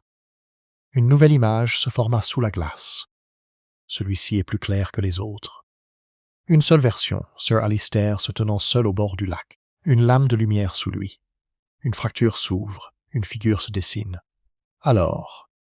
Silence. Holmes a pointé du doigt. Voilà, dit-il calmement, le résultat souhaité par le système. Alistair pâlit. C'est la version mortelle, murmura-t-il. Holmes acquiesça. Et elle est appliquée. La glace sous nos pieds recommença à s'affaisser, ne pas s'effondrer, mais sélection vers le bas. Bellamy a crié. « Nous allons couler !» Holmes tourna brusquement la tête. « Non, nous ne restons pas dans la course à la sélection. » Il m'a attrapé le bras. « Watson, bouge !» Mais j'ai hésité. « Holmes et eux !» J'ai désigné Alistair et Kessler. Holmes jeta un coup d'œil en arrière. Et pour la première fois, il semblait hésiter entre deux conclusions. Puis il dit doucement. « Ils sont déjà à l'intérieur. » Un autre changement brutal a traversé le lac. La version choisie sous nos yeux commençait à se solidifier. La glace autour d'Alistair vacillait, sa silhouette apparaissant brièvement dans une version où il était déjà immergé. Bellamy a crié de panique. Il s'agit de déterminer ce qui s'est passé. Holmes resserra son emprise sur moi. « Non, dit-il fermement. Il s'agit de décider quoi doit-on eut lieu pour que toutes les contradictions se résolvent. Un son profond s'éleva sous nos pieds, définitif, inévitable. Le système achevait sa sélection. La voix de Holmes s'est abaissée. « What? Ce que vous verrez ensuite n'est pas forcément la vérité. La glace sous nos pieds s'est fracturée en un anneau géométrique parfait. Et la version finale du lac commença à se stabiliser. Chapitre 12. La vérité qui a été choisie, le lac devint silencieux. Non pas progressivement, non pas naturellement, mais comme si le son lui-même avait été coupé sous Blackthorn Hall. Même la tempête au-dessus de nous semblait s'apaiser, le vent perdant de sa violence, tandis que la surface gelée en dessous se stabilisait en quelque chose d'inquiétant, d'ordre. Le chaos fragmenté des instants précédents avait disparu. À sa place, une seule surface de glace unifiée, lisse, entier, parfait. Bellamy resta figé, le fixant du regard. « Ça, c'est arrêté », murmura-t-il. Holmes ne se détendit pas. « Pas arrêté », corrigea-t-il doucement. « Finalisé. » Sir Alistair ne se tenait plus à l'endroit où il se trouvait auparavant. C'est la première chose que j'ai remarquée. Puis j'ai vu Kessler, seulement un, debout à distance, près de la rive nord du lac, le manteau sec, la posture imperturbable, comme si rien d'extraordinaire ne s'était jamais produit. Grue expira en tremblant. « C'est fini. » Mais l'expression de Holmes s'assombrit légèrement. « Non, dit-il. Une seule version a été retenue. » Il s'avança prudemment sur la glace. « Watson, Bellamy, ne suivez pas encore. » Bellamy fronça les sourcils. « Pourquoi pas ?» Holmes n'a pas répondu immédiatement. Il marcha lentement vers le centre du lac, là où la lueur avait été autrefois la plus intense. Chaque pas n'a laissé aucune trace, aucune fissure, aucune réaction. La glace se comportait comme du verre poli. J'ai suivi son regard, et puis je l'ai vu, enfoui sous la surface de la glace, ne brillant plus, ne bougeant plus, se trouvait une structure, toujours présent, toujours là, mais inerte. Bellamy nous a rejoints avec hésitation. « Qu'est-ce que c'est encore ?» demanda-t-il. Holmes l'examina longuement. « Des archives, dit-il doucement. Une affaire fermée. » Kessler s'approcha par l'autre côté et s'arrêta à une distance respectueuse. « Vous avez sous les yeux la sélection finale, » a-t-il déclaré. Holmes hocha la tête une fois. « Oui. » Bellamy fronça les sourcils. « Vous n'arrêtez pas de parler de sélection. La sélection de quoi ?» Holmes finit par se tourner vers lui. « De l'histoire qu'il est permis de conserver sa cohérence. » Un silence suivit. Puis Holmes revint lentement vers nous. « Le système lacustre, » poursuivit-il, ne conservait pas les données au sens traditionnel du terme. Il conservait possibilité des résultats concurrents, des versions superposées d'un même événement. Il jeta un bref coup d'œil à Kessler. Et lorsque la pression dépasse le seuil de tolérance, elle résout la contradiction en sélectionnant un récit unique. Bellamy secoua la tête. « Ce n'est pas possible. » La réponse de Holmes fut immédiate. « C'est déjà fait. » Un long silence suivit. Puis j'ai pris la parole. « Holmes, que s'est-il passé ici? Vraiment? » Pour une fois, il n'a pas répondu immédiatement. Il baissa les yeux vers la glace lisse qui s'étendait sous nous. Puis il dit doucement. « Il y avait un homme qui a tenté de disparaître. » Il fit une pause. « Et d'autres qui ont tenté de contrôler la signification de sa disparition. Une autre pause, et quelque chose sous le lac qui refusait de permettre à plusieurs vérités de coexister. Bellamy fronça les sourcils. « Alors, qui a tué Sir Alistair Pencombe ?» Holmes le regarda. « Personne, a-t-il dit. » Bellamy cligna des yeux. « Quoi ?» Holmes poursuit calmement. « C'est la version sélectionnée. » Un silence glacial s'ensuivit. Même Bellamy n'a pas protesté immédiatement, parce que les mots avaient quelque chose de définitif, d'une manière qu'aucun argument ne pouvait atteindre. Kessler a finalement pris la parole. Et les autres? Holmes se tourna légèrement vers lui. « Effondré », Gru murmura. « Effondré dans quoi ?» Holmes répondit sans hésiter. « Vers l'incohérence. » Une rafale de vent balaya le lac, plus légère maintenant, presque fatiguée.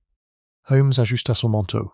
Le système a résolu le conflit en supprimant les branches instables de l'arbre des événements. Bellamy le fixa du regard. « Vous voulez dire les gens ?» Holmes soutint son regard. « Je veux dire des versions de personnes. » Cette distinction s'est abattue sur nous comme un gel. Finalement, Holmes se remit en marche vers le rivage. J'ai suivi lentement, peinant encore à comprendre ce que j'avais vu. Une fois de retour sur la terre ferme, j'ai jeté un dernier coup d'œil en arrière. Le lac de Blackthorn Hall restait immobile sous la tempête qui s'estompait. Calme. Parfait. Comme si rien ne l'avait jamais perturbé. Holmes parla une dernière fois, presque pour lui-même. Les mensonges les plus dangereux, dit-il doucement, ne sont pas ceux que racontent les hommes. Il jeta un coup d'œil vers l'étendue gelée, mais ceux qui sont sélectionnés par des systèmes qui ne tolèrent pas la contradiction. Puis il se détourna, et Sherlock Holmes quitta Blackthorn Hall comme si l'affaire n'avait jamais existé. Épilogue. La glace qui reste. Nous avons quitté Blackthorn Hall le lendemain matin sous un ciel qui avait oublié comment faire la tempête. La neige recouvrait encore le sol, mais elle n'avait plus la violence de la nuit précédente. Elle était désormais uniforme, comme si le paysage lui-même avait été doucement redressé. Aucune calèche ne nous attendait aux portes. Aucune enquête officielle n'a suivi. Aucun rapport n'a été déposé de manière à satisfaire aux exigences des institutions juridiques ordinaires, sur le plan administratif. C'était comme si rien de remarquable ne s'était produit. Et pourtant, je savais, sans l'ombre d'un doute, que quelque chose s'était produit. Holmes marchait devant nous sur la route gelée, les mains cachées derrière son manteau. L'expression à nouveau impassible, empreinte de cette immobilité distante et analytique que j'avais appris à si bien reconnaître. Bellamy suivait quelques pas derrière, inhabituellement silencieux. Crane était déjà retourné au hall pour s'occuper d'affaires qui, avec le temps, seraient expliquées. Kessler était parti. Ou peut-être n'avait-il jamais vraiment été ailleurs comme je l'avais supposé. Je n'avais plus confiance en de telles distinctions. Finalement, je n'ai plus pu me retenir. « Holmes !» dis-je doucement. Il ne se retourna pas. « Oui, Watson. Nous avons fait encore quelques pas avant que je ne poursuive mon chemin. Qu'avons-nous vu exactement sous ce lac ?» Il resta silencieux pendant un long moment. Lorsqu'il prit la parole, son ton n'était plus celui, détaché et certain, qu'il avait l'habitude d'adopter. Il était plus mesuré, plus prudent, comme s'il choisissait, avec soin, quelle version de la réponse resterait intacte. « Nous avons été témoins, » a-t-il finalement déclaré, d'un système qui tentait d'éliminer toute contradiction. Cela n'explique pas ce que c'était. « Non, » acquiesça doucement Holmes. « Cela explique ce pourquoi il a été conçu. » J'ai froncé les sourcils. Holmes finit par s'arrêter de marcher. Un instant, il contempla les champs gelés au loin, comme s'il attendait une réponse du paysage lui-même. Puis il a dit « Une machine qui remplace l'incertitude par un passé unique et acceptable. » J'ai ressenti un froid qui n'avait rien à voir avec l'air hivernal. « Vous voulez dire que ça détermine ce qui s'est réellement passé ?» Holmes laissa échapper un faible soupir, presque las. « Non, Watson. » Il se tourna légèrement vers moi. « C'est l'erreur que tout le monde commettrait. » Il poursuivit tranquillement. « Cela décide de ce qui peut être rappelé sans contradiction. » Cette distinction me perturbait plus que je ne voulais l'admettre. Nous avons repris notre marche. Derrière nous, Bellamy prit enfin la parole d'une voix étouffée. « Il n'y aura donc pas d'arrestation. » Holmes répondit sans se retourner. Il n'y a pas de sujet stable à arrêter. Et la fortune de Pencombe? Holmes marqua une brève pause. Déjà distribuée conformément à la version résolue. Bellamy laissa échapper un souffle amer. Donc la justice s'adapte tout simplement. La réponse de Holmes fut calme. Dans ce cas précis, la justice n'était pas adaptée. Il jeta un coup d'œil vers l'horizon. Il a été modifié. Nous avons continué notre chemin en silence après cela, au moment où le train nous ramena vers le sud. Les événements de Blackthorn Hall s'en semblaient déjà lointains. Et soit un rêve à moitié oublié dont les contours avaient été adoucis par le réveil. Pourtant, j'ai remarqué quelque chose d'inquiétant au moment de notre séparation à Londres. Holmes ne retourna pas immédiatement à Baker Street. Au lieu de cela, il resta debout sur le quai pendant plusieurs instants après ma descente, regardant le train partir avec une expression que je ne pus déchiffrer. Pas de satisfaction, pas un triomphe, quelque chose qui s'apparente davantage à un calcul interrompu par un malaise. Quand j'ai finalement réussi à l'appeler, il a semblé redevenir lui-même. « Holmes !» ai-je crié. « Tu viens ?» Il esquissa un léger sourire. « Dans un instant, Watson. » Puis, presque trop bas pour être entendu, il ajouta « J'aimerais savoir qui a construit la première version. » J'ai froncé les sourcils. « Qu'est-ce que vous avez dit ?» Mais le train avait déjà commencé à se déplacer. Et Sherlock Holmes, seul sous le ciel froid de Londres, était déjà de nouveau plongé dans ses pensées. Non pas sur ce qu'avait été l'affaire, mais quelle version pourrait encore exister quelque part sous la glace, suivant Postface? L'affaire qui n'a jamais été consignée. On m'a souvent demandé pourquoi il n'existe aucun compte-rendu officiel de l'affaire Blackthorn dans les annales de Scotland Yard. La réponse est d'une simplicité désarmante. Il n'y avait rien à enregistrer qui resterait cohérent. De retour à Londres, l'inspecteur Bellamy remit un rapport bref et inhabituellement vague décrivant un effondrement structurel accidentel sous un lac gelé appartenant à une propriété du Nord. La fortune de la famille Pencombe, déjà en cours de transmission, fut discrètement redistribuée sans contestation. Selon les registres consultés, Sir Alistair Pencombe était soit décédé avant notre arrivée, soit n'avait jamais été officiellement déclaré vivant. Julian Kessler, si tant est qu'on puisse parler d'un tel homme au singulier, n'a jamais été retrouvé dans aucun registre officiel par la suite. Et Blackthorn Hall lui-même? Elle continue d'exister. Pourtant, curieusement, ceux qui le visitent aujourd'hui rapportent des histoires différentes selon les personnes interrogées. Certains disent qu'il a toujours été abandonné. Certains affirment qu'elle est toujours occupée par une famille d'industriels recluses. D'autres affirment que ce lac n'a jamais existé. Quant à Sherlock Holmes, il retourna en silence à Baker Street ce soir-là et refusa toute conversation à ce sujet pendant près de 3 jours. Le 4e matin, je l'ai trouvé debout près de la fenêtre, violon à la main, le regard perdu dans le brouillard avec ce regard lointain si familier.